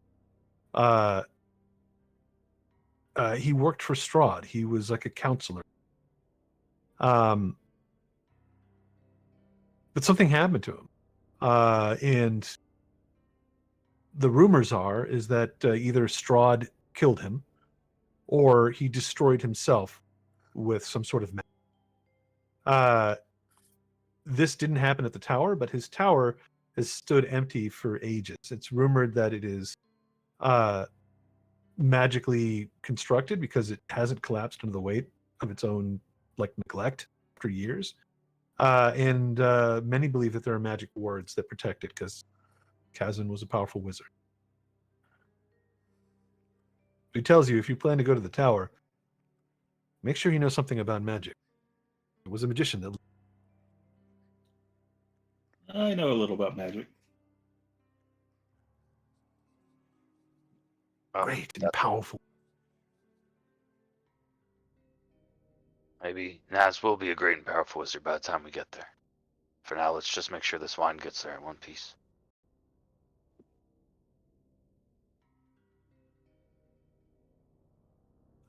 One thing, a little bit of note there.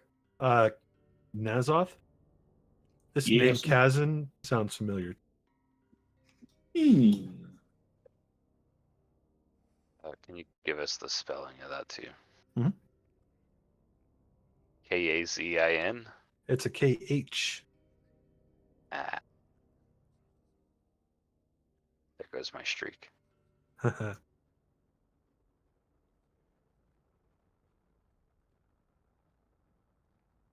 One second here.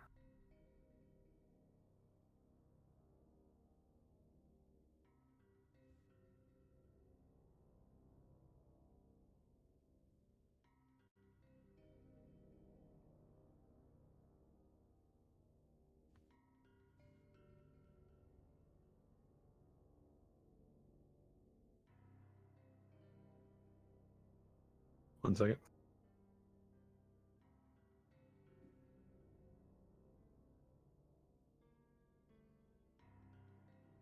Hey, Gretz, do you have interest in talking to this guy at the priest at the abbey?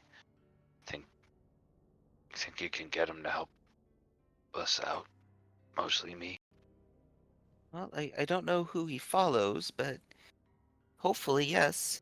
And he might have information on removing your curse. Yeah, that's what I was hoping to bribe him with this extra cask for.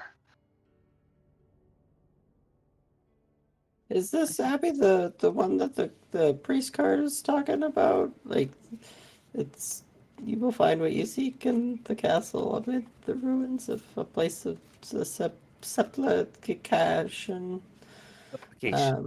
Definitely can Supplication. supplicate. Supplication. No, that's something different. Yeah, that's. I mean, is this the right place? Because I mean, I'm just curious. Nope. The supplication card is something 4. different. Yeah. Card 4 talks about a woman, a Vistana woman, who is a Vistana is a Vistani female. that is wandering the world alone, looking for her that's- mentor. And he might be at the Abbey. She's at the Seek her Abbey. out Yeah. at the Abbey near We're the told to vents. seek her out. The Abbey knew. And the Abbey of St. Markovia is the only abbey that exists in. Okay. The only Alright. church in the entire land? That's kind of No, not the only church, the only abbey. okay. Gotcha. So an abbey is different than a church. It serves a different purpose. Church is, I mean, an abbey might have a church in it. But but- an abbey is where Normally, Monks where live. nuns, nuns and monks, nuns or monks. It's full Um, of single ladies. full of single ladies or dudes. Could be monk. Could be a monk abbey. Could be female monks. This or- one's run by Wickerby Gilberg. Yeah. Well, if it has Dude an nuns. abbot, it's probably dude. Because it would be an abbess otherwise, I think, right? You've been told that there are no other priests or anything that live there, but there's a family that are considered to be cursed. The forgot their name. Goldbergs. Now that I had it. The Goldbergs. Abbess. No, not the Goldbergs. No, On traps. not the Von. What do you get? 1 second. Check my notes. Oh, please tell me someone got that joke. Von Traps? Yeah, I got it. Yeah, we've seen Sound of Music. We're good. Okay.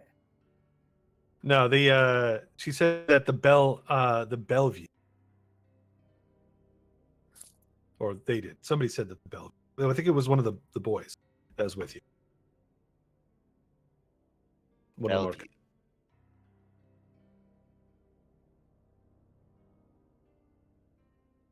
But they never, as far as like, as far as the Martikovs know, the Bellevues, they have lived there for a long time.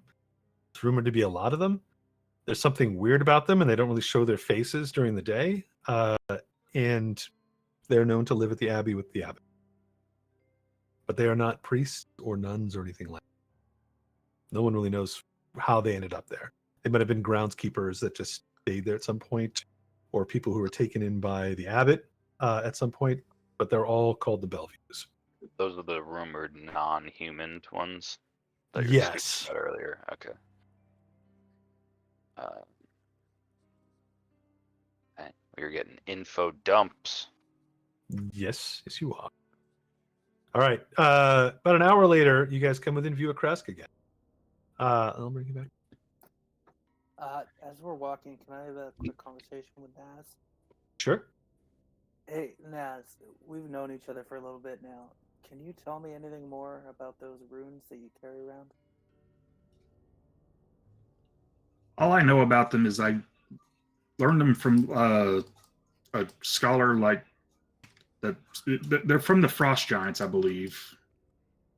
Okay. I only know this this one here that lets me cast. I believe it's armor of what's it called? Agatha? Armor of Agathis. Yeah. But you had another one as well, right? Maybe I do. Any chance you could tell me what it is? I'm not trying to take it from you. I'm just looking for information. Yes, it's comprehend languages, actually. Ah, okay.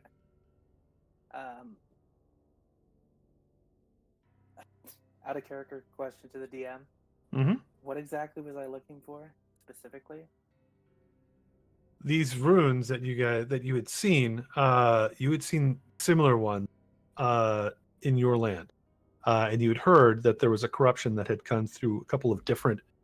So your character is aware that there's sort of a multiverse, like that there are other Jareths out there, and that one of these other lands had been corrupt, and then some signs from that land had shown up in yours, and one of them was these runes that you were seeing, these as Nazok is calling them, giant runes. Was there one particular one that I had tried to find?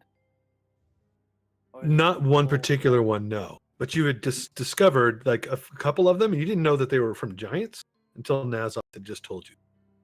Well, mine in particular are from giants, but I imagine there are different kinds of runes. There are, but yours, the ones from Giants have their own sort of like design. He saw one on your backpack that was like, or on your pack, or somewhere on you that was very similar to one that he had seen in his home, kind of marked on a tree in his home.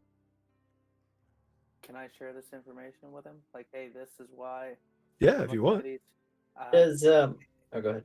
Can I show him the one on the tree and see if he knows what it is? Sure.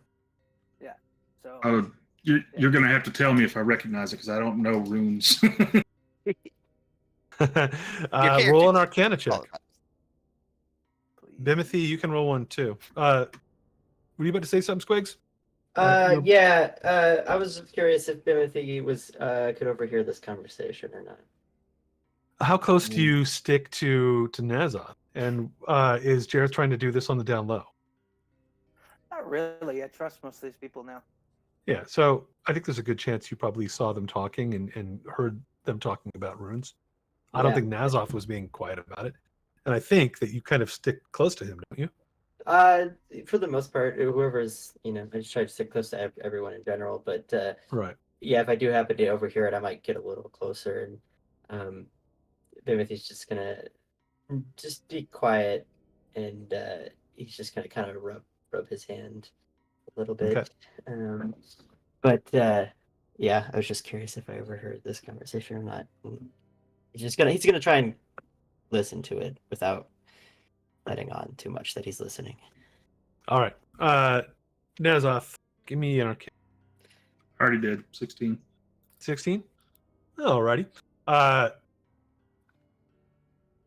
The sigil that you saw, or the one that Jareth shows you, you know a little bit about it, but it's not for a spell or any ability that you have, but it represents the undead and necromancy and the transference of life.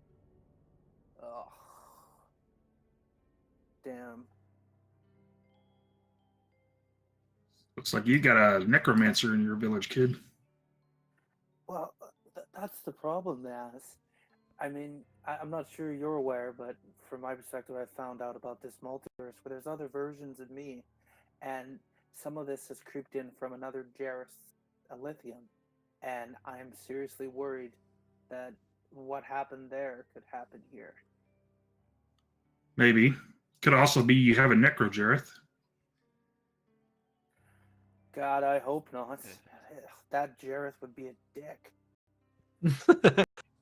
Gretchen, you You should see remember my way back alternate when you were a self. child. You have this memory. When you were a child. Hey, Back in your home village. that Jareth was Vague.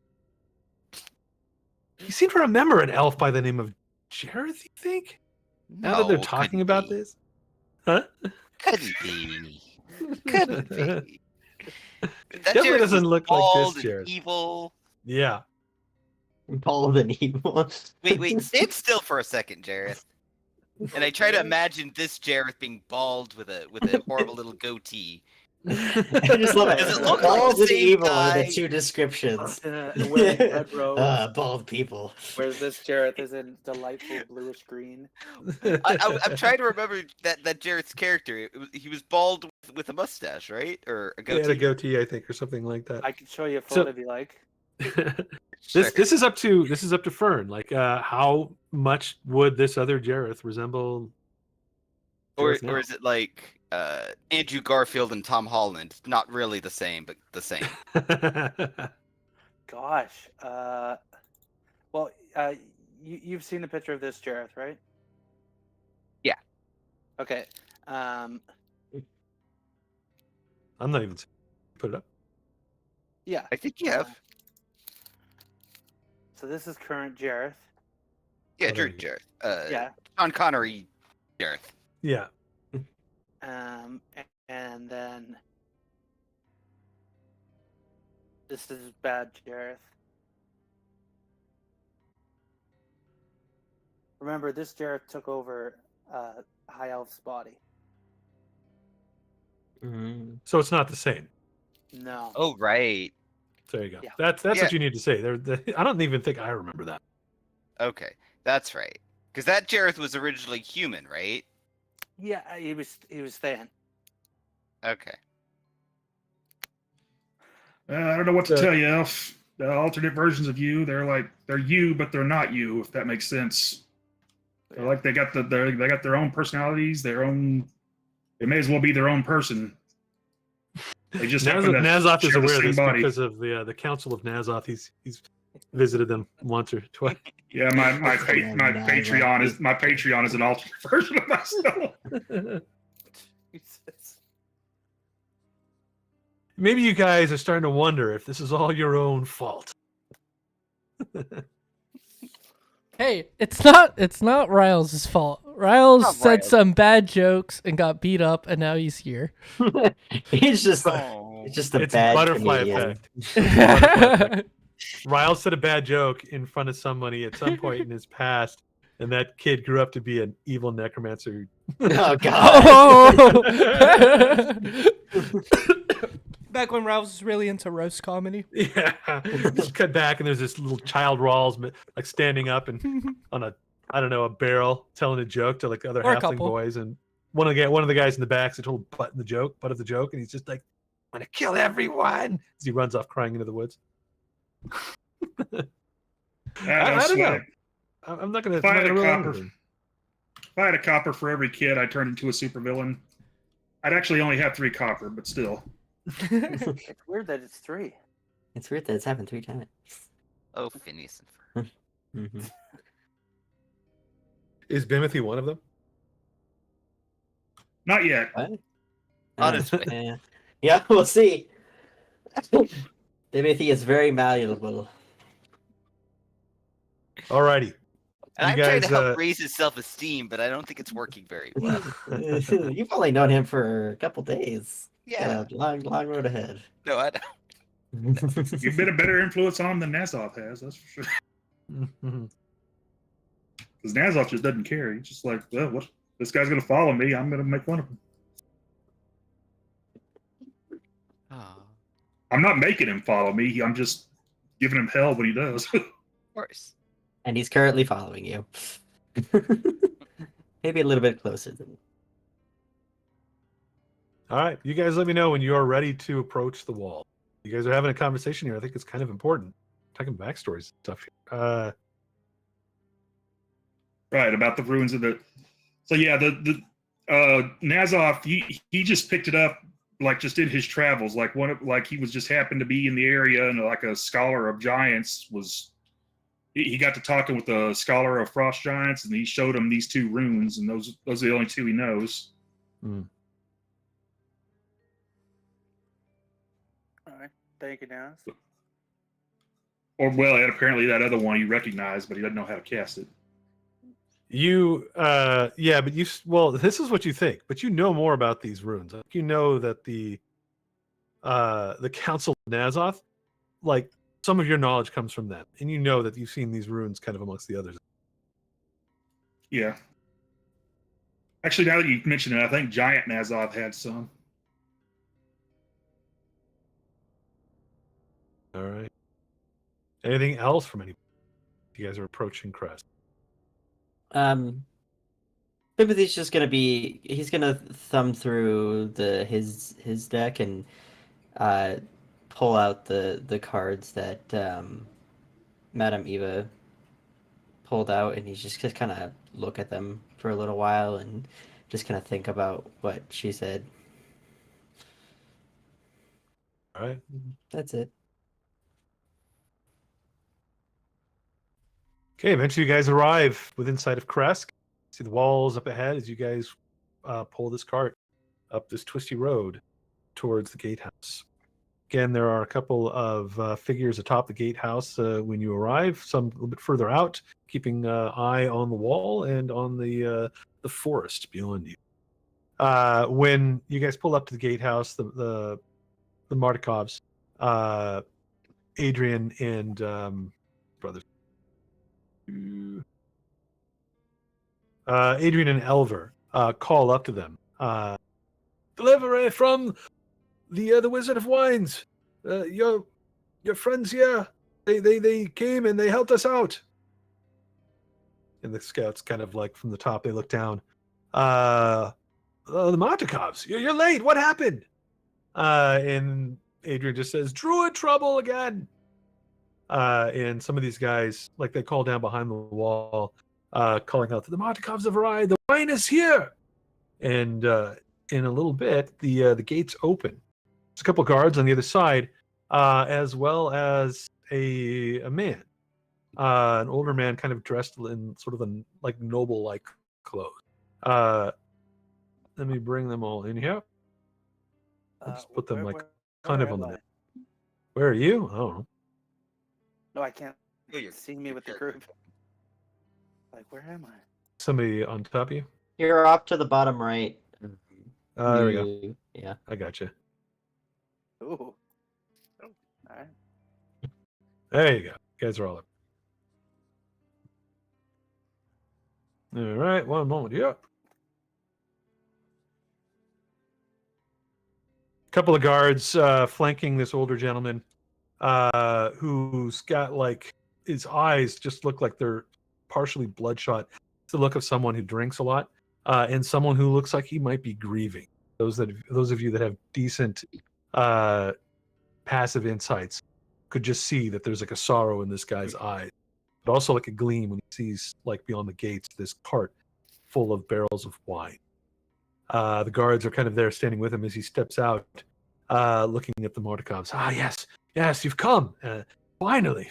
What? How was something about druids? And Adrian says, yes. Well, the men that you sent here, they helped us. They've cleared them all out again, and don't worry, your wine will be flowing again. The next delivery will be in 3 weeks rather than 4. Try to make up the difference. And Adrian kind of looks back at your group, and you know that he's got maybe a couple months of like reserves, but like he's not going to tell this guy that like the stuff after that's probably not good at all. We should probably keep that on the down low then. Yeah, he's kind of looking at you like, kind of like non-verbally saying you probably shouldn't let this guy know the supplies. But he turns back to him and he says, Baron Dmitri, these, I think you've heard of them. They came here to the gate a few days ago, they said. And Dmitri looks your group over and says, yes. I had heard. You were looking to come in, to go to see the abbot, I think? That's correct. Something like that. Do we Are also have a notary public in this area? a notary? What? I need to Yeah, we- legitimize my ownership of the windmill. And me of Durst Manor. No, I don't even know what you're talking. No, I manage only the village of Kresk here and those within. They are under my guardianship and have no authority beyond these walls. So you're saying we have to go see Strahd for this? He kind of raises like both eyes. If you would be so bold, I would not suggest it. You speak his name as if you know him. Isn't he the lord of these lands? Aye, he is.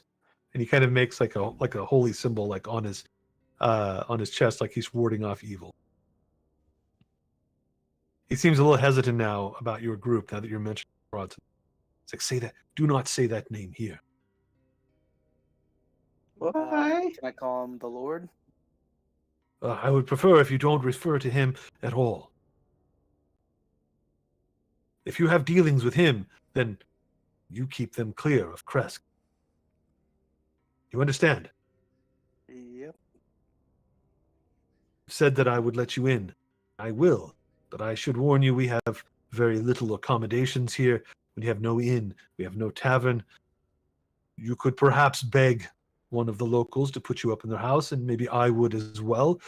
But we all work together to maintain this community. You would have to work as well. You'd have to earn your stay. Of course, if you wish to go to the abbey and talk to the abbot, that is on you. I have little to do with him.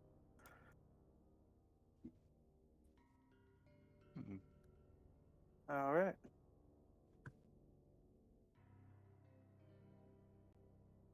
He steps back through the gate, and the guards kind of follow him. And he kind of gestures to the Martikovs, come along with the wine. You know that one of those barrels you guys are planning to take to the abbey. Do you want to pull it off this thing, or carry it on your own, or wait till you get the cart, or what? Carrying it on your own is going to be kind of a pain. So you have somebody that's very strong with 2 hands. What about a shoulder? Timothy. What? Timothy can Why do carry you it. guys keep telling me to carry stuff? I see you're very strong, Bimothy. I don't know why you think I am.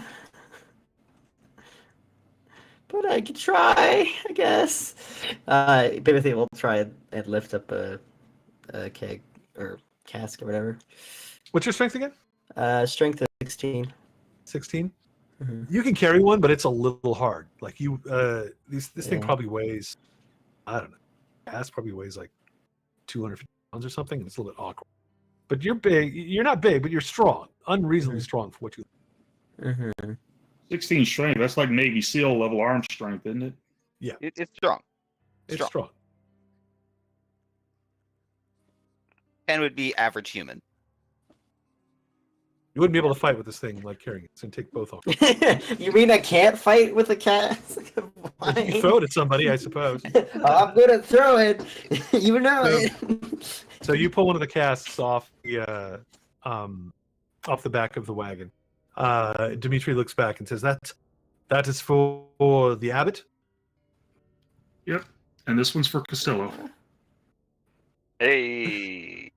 So Garrison, you had said that you wanted to bring an extra one up there, but I don't think you have 2 people strong enough to carry 2 of these. Why can't Well, we- Garrison carry one? Do you have hands? Well, do you have hands? What do you mean? Like, think about how they do like the what's that boulder, that the Atlas ball that Yeah. they pick up? It's not really about hands, so just bear hug it on his chest. Yeah, Well, but he bear hug it does and try to have carry it up? hands. Well, but didn't Atlas carry the world on his shoulders? Using his hands to balance. It's Oh, the well. game. I The think Atlas Garrison game- could probably carry one. You probably have to like use some straps, put over his, because without hands, it's going to probably slip him. Those guys only carry those things like 30 feet, I mean, they're gotta be. That's fair. and those guys have like 20 strength. Well, maybe somebody near the gate has a wheelbarrow we can borrow. You want to ask someone? Yes. Dear people that we just saved all this wine for, can Bimothy borrow your wheelbarrow? Why me? Why do I have to? I don't have hands. I can't move the wheelbarrow. I'm sorry. Okay. Once you start asking, it doesn't take long. Like you guys want to do this by hand, and when you mention like a wheelbarrow or something like that, Dimitri gestures and says, "Behind my house is a garden. We have a wheelbarrow there. We've used that before to take things up. You can use it. Thank you. The wheelbarrow will be enough to carry both these casks." You're very kind. He just kind of grunts at you, and like he's more concerned with getting the wine to his own home, which I believe is like right here. I think not very far away. Let me find out where his house is. Is he not in the big house? He doesn't know where he Yeah. lives. He has dementia. It's a guy. There's a couple houses about that size. It's actually it's very close. It's hold on. Oh, Jesus Christ, I just looked up the road to Oh, the yeah. Abbey. There was a car on Mark. top of it. I parked my car just up here to the left. His house is the big one right here, right? Oh, Oh, nice. close first to the- house. That's why he was here. Like His Gotcha. wheelbarrow must be automatic. Nice. So I as got one. as you guys are getting the wheelbarrow and he is unloading wine with the Martikovs, Elver asks him. He says, "Where's?" He asks him 1 second about his son. He says, "I was hoping to see."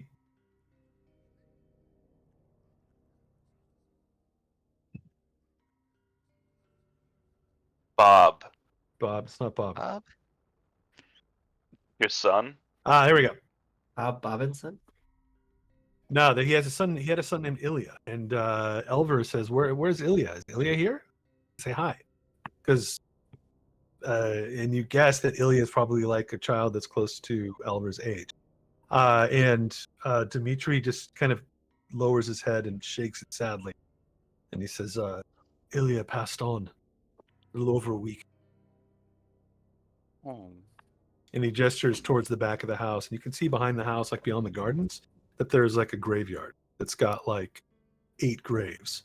And you notice that behind some of these other houses, almost all of them have their own little graveyard with stones or sticks kind of planted in the ground to show those that have died. This whole place, like you realize, like if these houses are all like this, like there's a lot of dead bears. They don't take them outside of the walls. Hmm. And Elver is just kind of looking back towards the graves, like silent. And Dmitri just walks. And Elver's like, saw him like a month ago. And he looks over at his brother Adrian, and Adrian just kind of like shakes his head sadly as well. These things can happen quickly. Mm-hmm. They can, even more quickly here in Barovia, I think. Sickness comes, takes people. And he kind of looks up, like off to the east, and you see Adrian sort of make like one of those sort of holy symbol marks, like on his chest, ward off as well. And Dmitri steps into the house, kind of away from you. He lets the Mardikovs kind of handle the wine.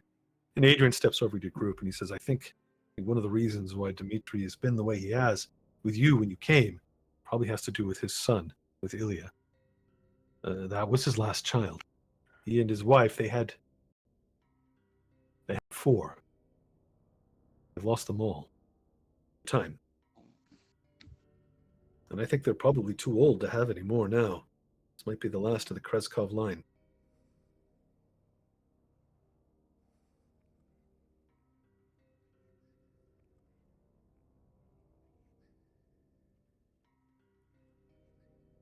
Not that this is any of your business, but this is how things are here. You should probably get going. Take those up to the abbot. Yeah. Okay. All right. Lift with the legs. Lift with I think the we- legs. I think we have just enough time to maybe make it back to the vineyards tonight, so unless you need us here, we'll be departing.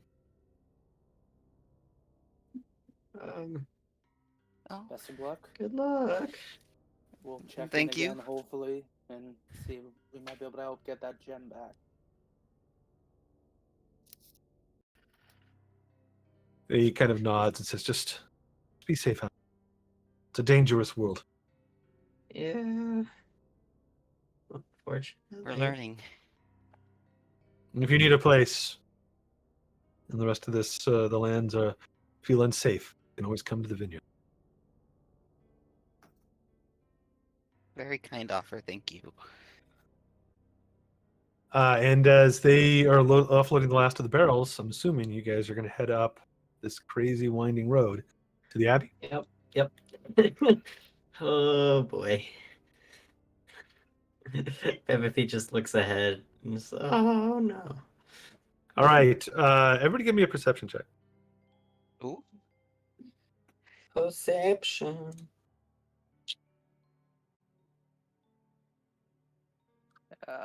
Passive is 15. I'm taking that. Okay.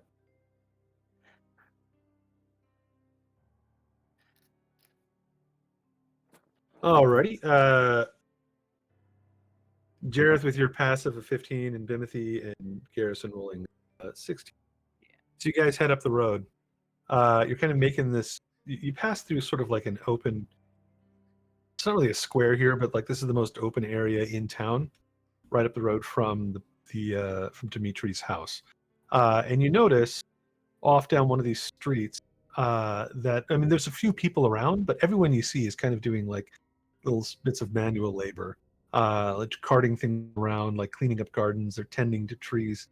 They all seem to be kind of a little bit busy.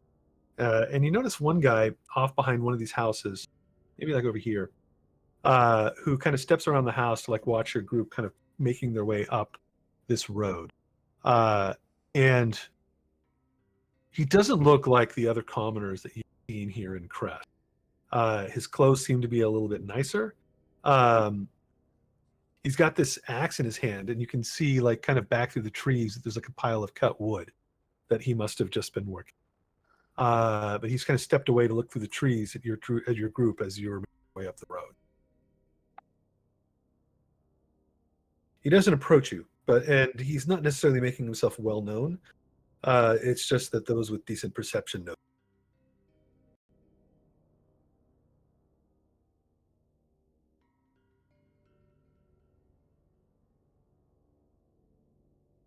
What's with Fancy Pants over there?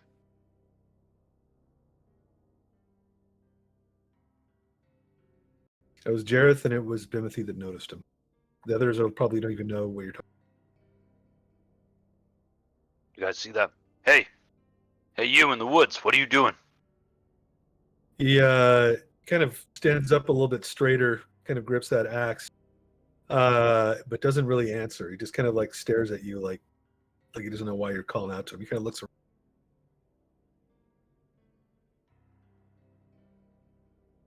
Get over here. Stop staring at me through the woods, it's weird. He kind of starts to back away and kind of turns to start heading back to that pile of wood, like looking over his shoulder at you, trying. Hey. At this point, he's What's just trying to like not be noticed by like other people. What's your problem, man? And Garrison's gonna like come off the trail and like go towards him. All right. Anybody else following Garrison? Garrison, where are you going? This guy's gonna kill us with his axe. What? Why What guy? you wanna- The You one in start the walking woods after him. creepily staring at us. You don't see him? And like You Garrison catch headed up to him kind of at the edge of the woods here where like you can see like a pile of wood that's been stacked up behind. And he comes over to like a stump that's laid out where a lot of the wood is. And as you're kind of like calling at him, he looks back over his shoulder. He says, I ain't gonna harm no one. I'm just cutting wood. Be on your way. I was happy to until you just stared at me through the woods. You got a problem? Just that you're a newcomer. Seen you before. You don't like new Strangers in this place are noticed. people? Well, maybe we shouldn't be strangers. We're the people that brought the wine back to the town. The thing that they rationed to all of you, so you at least have something to celebrate. Yeah, and if you're rude, no wine for you. He glances off like in the direction of like the gate. And then he kind of like shakes his head. He says, I don't drink. So that's no mind to me. What do you do? Why is it that you seem so much more fitted than everyone else out here? What do you mean? He kind of gets a little self. Uh, He looks kind of like down at himself. Like what are you talking about? your outfit, man. You don't think you stand out at all?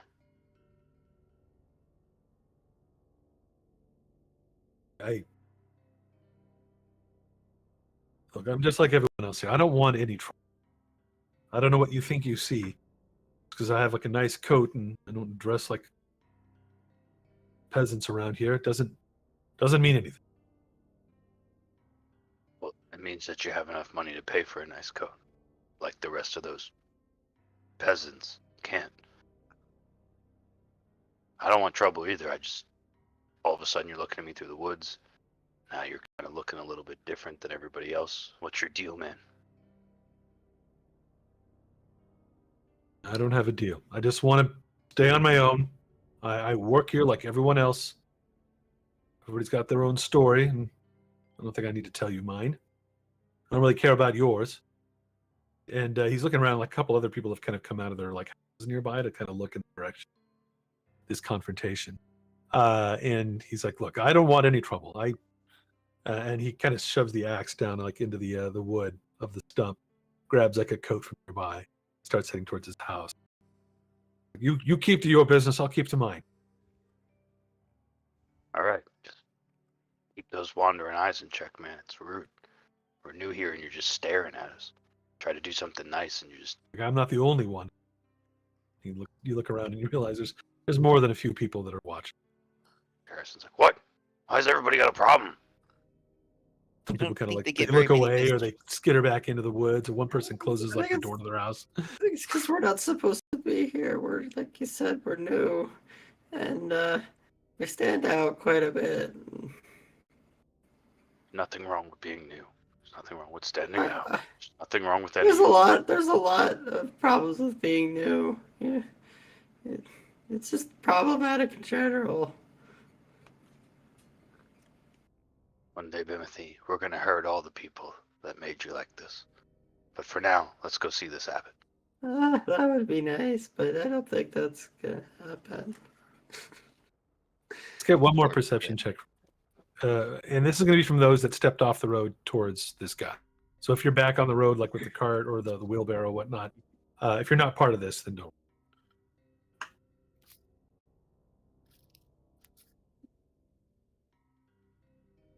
All right.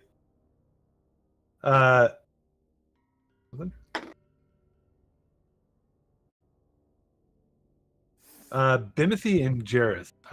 So Garrison starts heading back to the road and doesn't notice. The guy steps to the back door of his house and opens it. You notice that there's a woman just within inside, and she's got like kind of like a one of those head coverings on that like any normal like person that would have, like if to keep the weather off or to keep themselves warm. And remember, Kresk is sort of like it's in an area of Barovia that has a little bit of snow in it. Like it's a little, you had to climb, I guess, maybe a few hundred feet to get.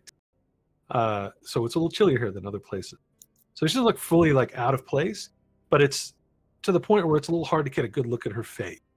But you do notice her, and she's kind of got like, kind of keeps it like kind of over her face, but you notice her eyes are like this sort of brilliant green. And when she meets like Jareth's gaze, kind of holds it for just a second, and then kind of suddenly steps back into the cottage out of sight, kind of shooed in there by this guy, like who's being protected. It's an odd thing. She looked a little bit more like the local, with the exception of those eyes. Mm. I'm going to mark that on the map as the place where you guys encounter these.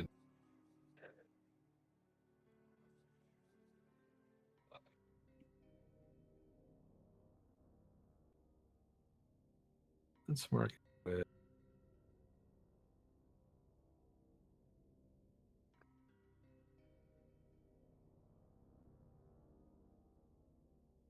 Alrighty. Garrison, you've gone back to the road. Again, Jareth, Bimothy, the two of you notice this other woman in that before the doors closed, and they are, gone. I'm assuming you guys all head back to the road Yes. and up the road towards the Abbey. Do either Jareth or Bimothy mention this to anybody else in the group? Bimothy does not. No. Alrighty then. All right. You guys climb this switchback trail that leads to the Abbey, and the Abbey is about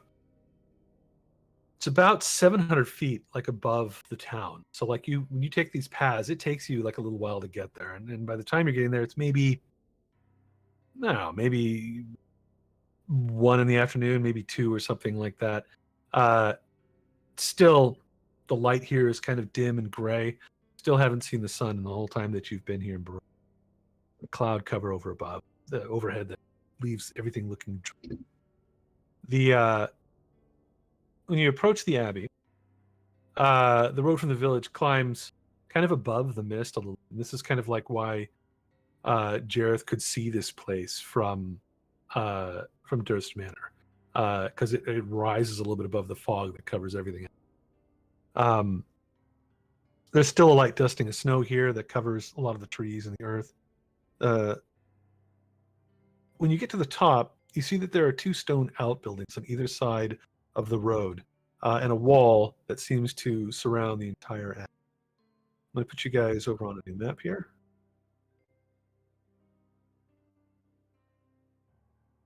The wall that goes around the Abbey is not the biggest wall. At the most,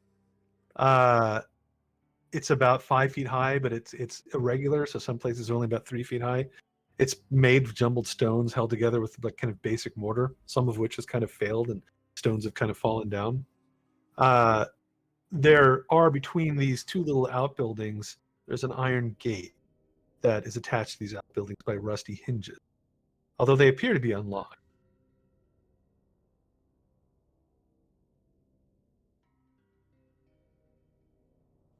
Who approaches? Garrison will go forward. Timothy, come on. We gotta bring the wine. Yeah, Gretchen's up with them. All right. It's a gate here, but you can see that it doesn't, like, it's closed, but you don't see any sort of lock on it. Rusty. We just push it open. As you go to push it open, they squeal alarmingly, just like, make a big sort of creepy noise. And as they do, you hear from one of the outbuildings a sudden snort. Like, what? Who's that? Who's there? And when you look up, you see this hooded figure peering over the top of one of the outbuildings, the one to the west. And his face does not look quite human. In fact, you see this hand has kind of reached over the top of the wall to steady himself. And he looks a little bit like,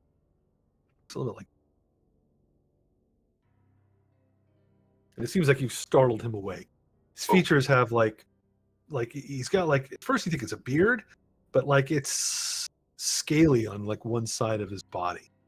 And one of his eyes is like this brilliant sort of like yellow.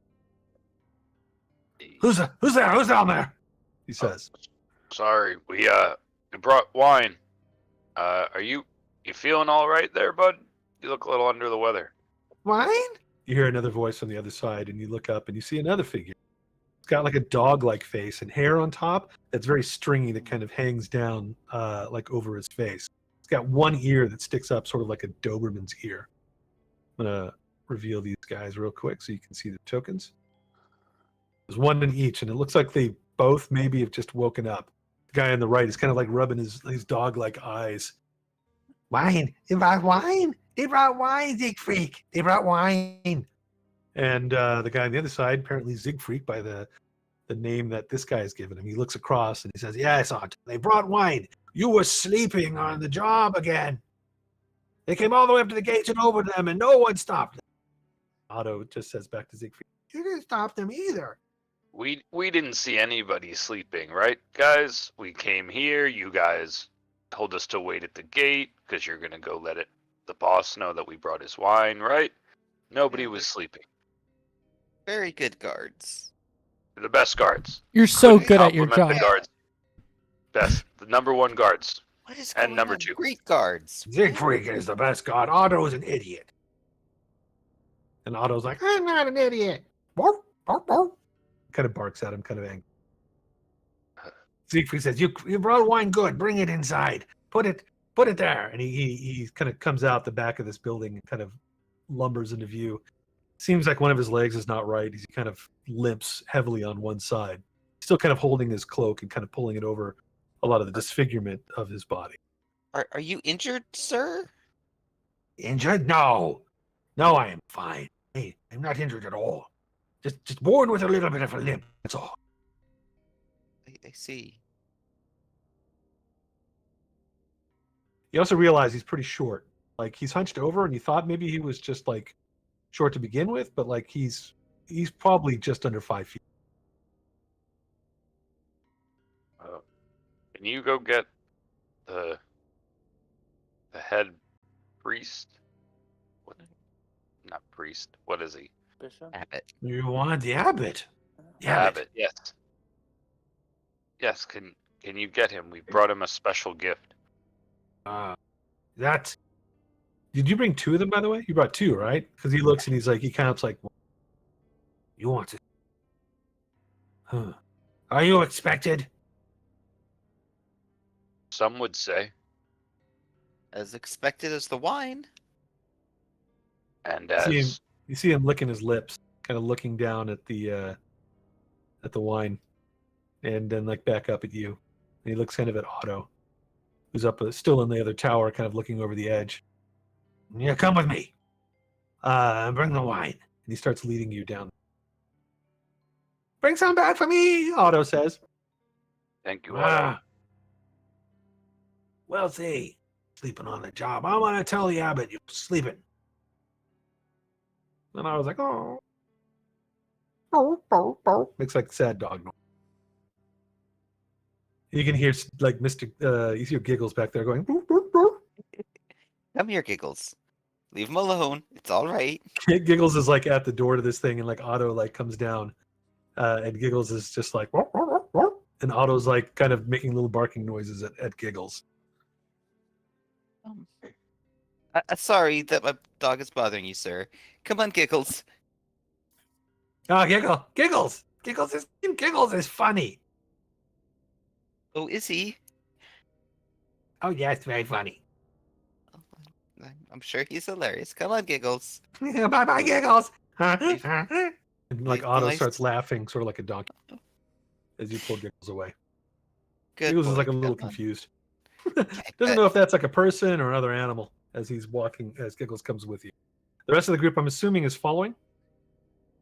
Garrison Yep. whispers over his shoulder to Gretchen. What's wrong with these things?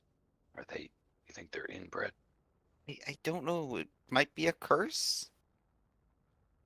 You don't think I'm gonna look like these guys, are you? I don't see any bread. No. Well, you've never seen hunchbacks before? Only in Notre Dame. But I don't know if it's a curse or just something passed on, but Well, let's keep the wine close to us. We gotta make sure it gets to the right guy. You're brought to sort of a main gate to the abbey. It's on the back side of the building. And the gate's open, and Siegfried just brings you right inside a large courtyard. Give me a second here. The whole thing large and open.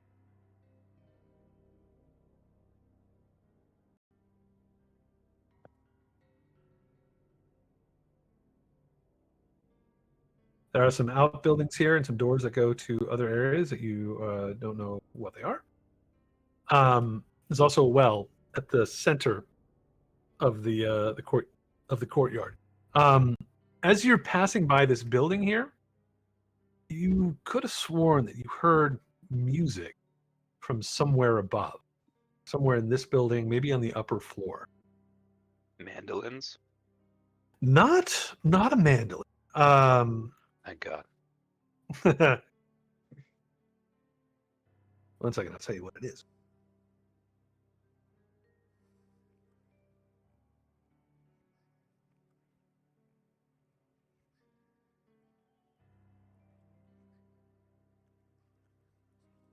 Here we go. It sounds like a violin. So stringed sort of instrument, but a string with a bow. Either not a mandolin, but a violin, viola, or something like that. And it's singular instrument coming from above. No other. Let's see.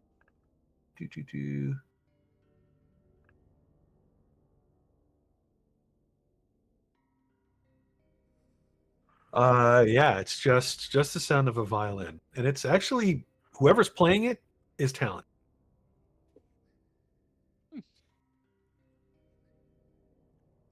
The courtyard itself that you step into, there's kind of a thick fog that kind of swirls around here. When you kind of step through into the gates, it almost seems thicker inside the courtyard than it is outside where you guys are walking up. It's surrounded by a 15-foot high curtain wall for the most part, and there are. It looks as if there are guards standing at the top, but as you kind of walk by, you realize they're not real. That they've been positioned up there. They're suits of armor with sticks and clothes that have kind of been patched together, kind of and they're kind of hanging on spears. You realize that they're all basically sort of scarecrows that have been put up on the wall to give the appearance that this place is guarded. There are doors to the north here that lead to part of the abbey, and there's a separate pair of doors that lead off to another building to the west. You are brought past past this well here, and then off to the north. And you also notice something else when you come into the courtyard. Off to the southeast, over near this other building, there is there's a couple of wooden posts that have been pounded into the rocky earth with iron rings on them. And chained to one of these is another short humanoid, and who looks like they've got they look like they're hunched down under like a heavy leather cloak at first. But when they notice your group coming in and passing by the well, they shrug a little bit, and this cloak flutters and then stretches out, and you realize that they have not a cloak at all, but leathery bat that kind of stretch for a moment, and then they try to pull at this chain that's holding this post, and they kind of throw a little bit of a fit. You can't quite see their face because they have a hood that's over it, and they don't really seem to have hands. It seems like their arms are these wings, and they're pulling against this chain in a futile attempt to escape. And Siegfried says, "Just ignore Mishka, ignore her." Why is Mishka trained up? Really? You have to ask that? Did you not just see that? I mean, maybe she wouldn't be so agitated if she wasn't chained up. No. Good point. Then if they go unchained. She would fly away, and she would never come back. Why can't she be free? I'm sorry, I'm not trying to. I just want to. She cannot take care of herself. She would die out. Who would feed her? Cannot feed for herself. She does not know how to hunt. She might even hurt someone out there if she got desperate. Or some fool might just shoot her with a crossbow thinking she's a monster. Is she not? What do you mean? Well, humans don't usually have bat wings. She is my sister. What? You cut out. She is my sister. She's your sister. Yes, my sister. I have many brothers. What? Is there some kind of curse going on? No. Why would you say that? Sorry, there's just a weird smell in the air. Where's your mother or father for all the brothers and sisters you have? Hot neck ring. We have no mother or father. Just one. Just one that we call. Not our true father, but may as well. Yes. You mean like The a abbot. sire? The abbot. You will see. You will see. You come see father. He comes over to the door and pulls it open. Hi, Mishka. This I'm way. sorry for your troubles. You can also hear as you kind of like actually it's Marzena is the name. I said Mishka, but it's Marzena. Let me show you.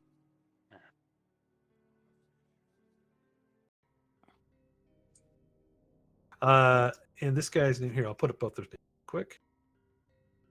Or all of this is Siegfried. I had a dog named Mishka. Big Creek.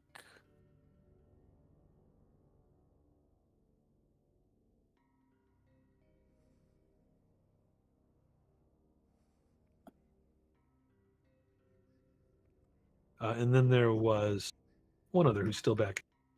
That's Otto. Not Roy? Nope. Big Creek.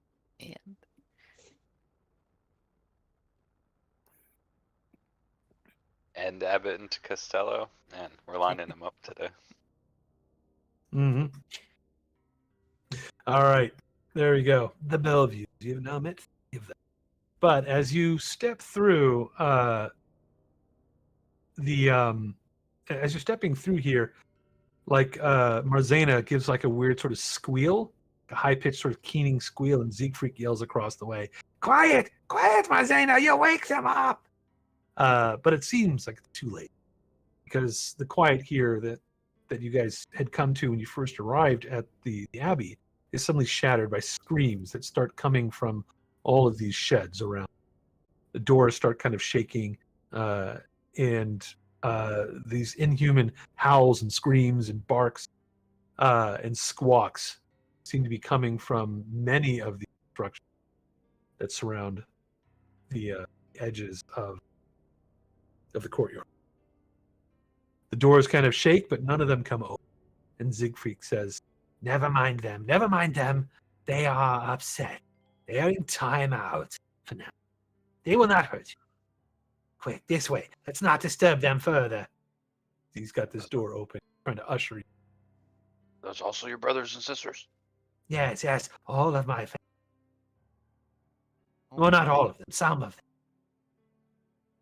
Rule to lock them up? I just feel bad. Can't you just, make a nature preserve or something for them? Oh, no, quick, go in. Yeah, they hear you. They can smell you now. Just move on. The abbot is closed.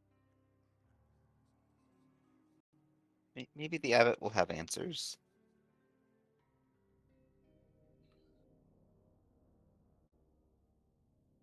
Beyond the courtyard, you guys come into what must be like the main hall of the abbey. It's a place where you think in olden times the monks and the nuns or whoever manned this place would come and meet and have dinner, things like that. It's a massive table that stretches across most of the room. You can still hear that music kind of trickling down from above. I'll open this up so you can kind of see the room. There are these big glass, leaded glass windows kind of all around the edges of this room. There's a cauldron that sits on an iron rack above a fire in the hearth on the far side, kind of across the way from you. And above the fireplace mantle, there hangs a golden disc that's engraved with the symbol of the sun. In one corner, there's a wooden staircase to your left, goes up, and then another staircase made of stone that goes down to your right. There are several chairs around this wooden table in the center of the room, and there's wooden dishware and golden candelabras that are neatly arranged at the table. And sitting at one side is a woman with alabaster skin, dressed in a gown that looks like it's seen better days, like a gown that maybe somebody pulled out of an old closet. It's moth-eaten, it's kind of soiled at the edges. She has kind of bright auburn hair that's neatly bundled up, and she kind of seems to be just kind of staring down at like her plate of food in front of her, like she doesn't really notice your group stepping in. There's another person in this room too, though. Sitting across from them on the far side of the table is a handsome young man in in sort of a monk's like priest like robe. It's a mix of both. It's got this sort of headdress on it as well, and he wears this painted holy symbol on a chain around his neck. Also matches the symbol of the sun that you can see above the fireplace. As you step into the room, he stands and moves with a sort of grace that you don't see very often in people. Every move is very delicate and slow. And he says, "Oh, welcome to the Abbey of St. Markova, my new friend."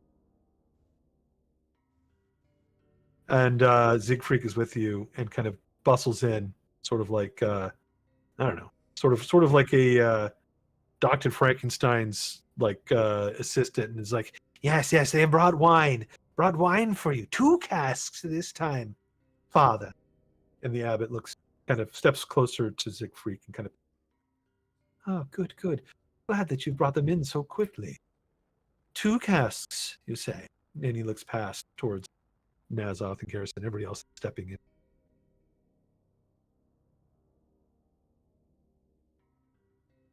You are not from the village below. You are newcomers. newcomers to the land as well? Unfortunately, we've found ourselves here. But I've been told that you've been here a long time and you might be able to help us. Ah, yes, yes. I serve the Morning Lord, and I help those in need. He raises his hand, kind of like sort of holy gesture, as if he's blessing. You have come at a good time. I am having dinner with a fine young lady. Vasilka, if you could stand up, please, and greet our guest. And the woman on the far side, her head kind of comes up, looking at the abbot, and then turning slowly in the direction of your group. And Jareth and Dimothy, she has green eyes that very much resemble the green eyes you saw of that woman, the cottage at the base of the.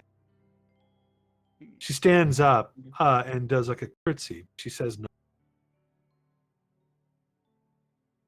Yes, yes. Why don't you join us? We bring in one of those casks, Siegfried. Break it open. We could have dinner with our new friends, and they can tell me all about their needs here. Please, I lean take a seat. over to Garrison. Is anybody in this group a tailor? Because I think we got enough fabric to make matching uniforms with all these red flags. It's definitely giving me the creeps, but He maybe you follows can the help. Morning Lord. He can't be that bad. What's the Morning Lord? Lathander. Is that If you want to roll a religion check, you can. Garrison's just talking to Gretch. She knows, that's fine. Well, they're allied gods, so I assumed I would know. Yeah, you would know. The Morning Lord is. I think we even talked about it. Gretchen knows who the. Yeah. All right. Well, I guess he won't break faith in order to hurt us. I appreciate you letting us sit with you. What are you serving for dinner? Please be something normal. Normal. Well, we are having pork and potatoes and some radishes, a little bit of a garnish as well. Our meals are somewhat simple, but they are whole. That sounds lovely. Of course, we have bread too, and now we have plenty of. That's right. Hoping. He moves back to his chair and he gestures to the table. Would you join me then? Sure. You guys want to join? I'll sit near you so we could get to know each other. Siegfried kind of is making his way through everybody else. He heads back out to get the wine, probably in the cart. Yeah, he just kind of left it outside because he wasn't sure what to do with it. Yeah, no, you wouldn't have brought it all the way in here. It would. Yeah. Yeah. Siegfried is hand. Goes back out. He's grabbing the pass and comes up, walking it in. And like puts it down over here.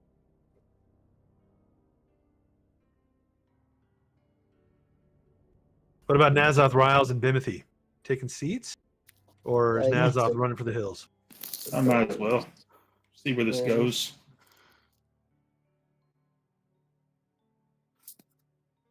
Kind of the whole reason I'm on this adventure, just to see what happens. Now you have a reason to be here. Oh well, yeah, now I do. I got to follow Garrison. You were sent. Mission. Well, Mission. where's Bimothy? Bimothy will go and sit down, but he'll try and sit like close to the people he kind of knows rather than the people that he doesn't. So he'll try and like position himself near either like Gretchen or Garrison. You can sit right next to Gretchen and right next to Nazoth, or you can be on the other side of the table next to. Yeah, well, I'll sit between Garrison, or sorry, Gretchen and Nazoth. Yeah. So you guys sit down at the table. The abbot he gestures for Siegfried to bring more food and wine, and Siegfried is kind of busy filling up a flagon with wine from this cask as he tapped it. The process of getting food is going to take a little bit of time, but the abbot seems unconcerned with it. Does not rush Siegfried at all. Just turns and gives a peaceful smile to Garrison and Bimothy. The other side of the table, Jareth and Riles have sat down next to Vasilka, this woman that hasn't said a word. She's still standing there as like you sit down, and the abbot for a moment doesn't realize it, and he says, Vasilka, sit, please, sit. And she stiffly kind of sits down in the chair, and then puts her hands on the table. Jareth and Riles, Yeah. you guys are close enough to notice something a little bit. Her skin is like she's been powdered and like with a little makeup kind of put on her, but you can see that right around her neck, there's like an amulet, but like right next to it, there's like a weird seam that almost looks like stitching under the. You also notice Riles maybe on her hand as she reaches her hand out and grabs like a fork with one hand and a knife with the other, that around her wrist, there is another one of these sort of seam stitches. Ah, geez, here we go. All right, Riles is gonna try to politely move away. Riles moves into the Oh, next yeah, thing. this seat's a little hot. The seat feels colder over here. I'm gonna try that one. Jareth, Jareth, you see the hands? Yeah. Yeah. Sorry, what was her name again?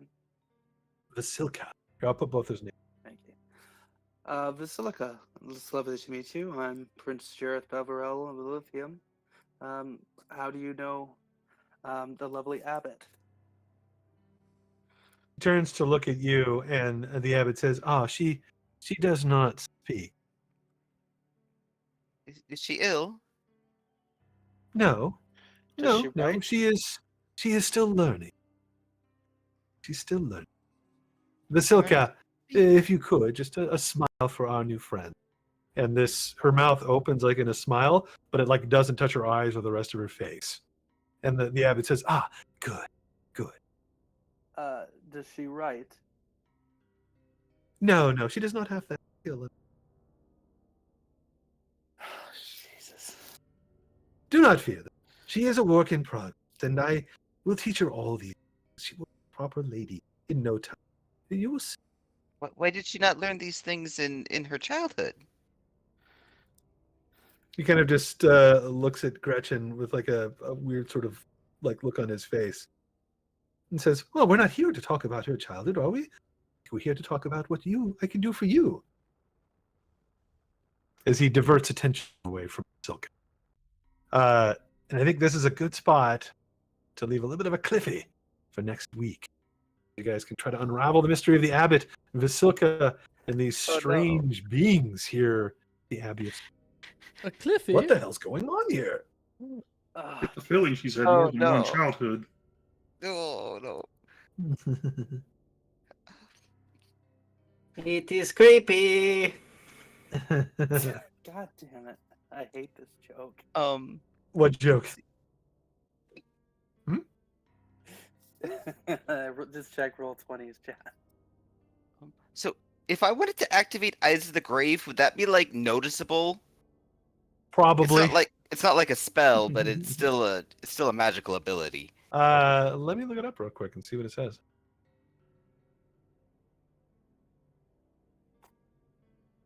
I think it works like the Paladin feature, doesn't it? I'm not sure. Here we go. Eyes of the Grave. You can sense the presence of undead. As an action, you can open your awareness to check undead till the end of your turn. You notice the location of any undead within 6 feet that isn't behind cover, isn't protected, blah, blah. Doesn't tell you anything about the creature's capabilities or identity. You can use this feature a number of times. I don't think that it's, I mean, maybe it does a little bit, but this is a very unusual ability. And like, I can imagine that maybe you could close your eyes and like whisper a prayer and then like, open your eyes and look around. I'd like to do that when possible. If that's next session, that's fine. You know what? We can do that right now. This will be like the last bit of our cliffhanger. Is you whisper a prayer to your. What's that? Gretch says grace. Yeah, Gretch says I grace.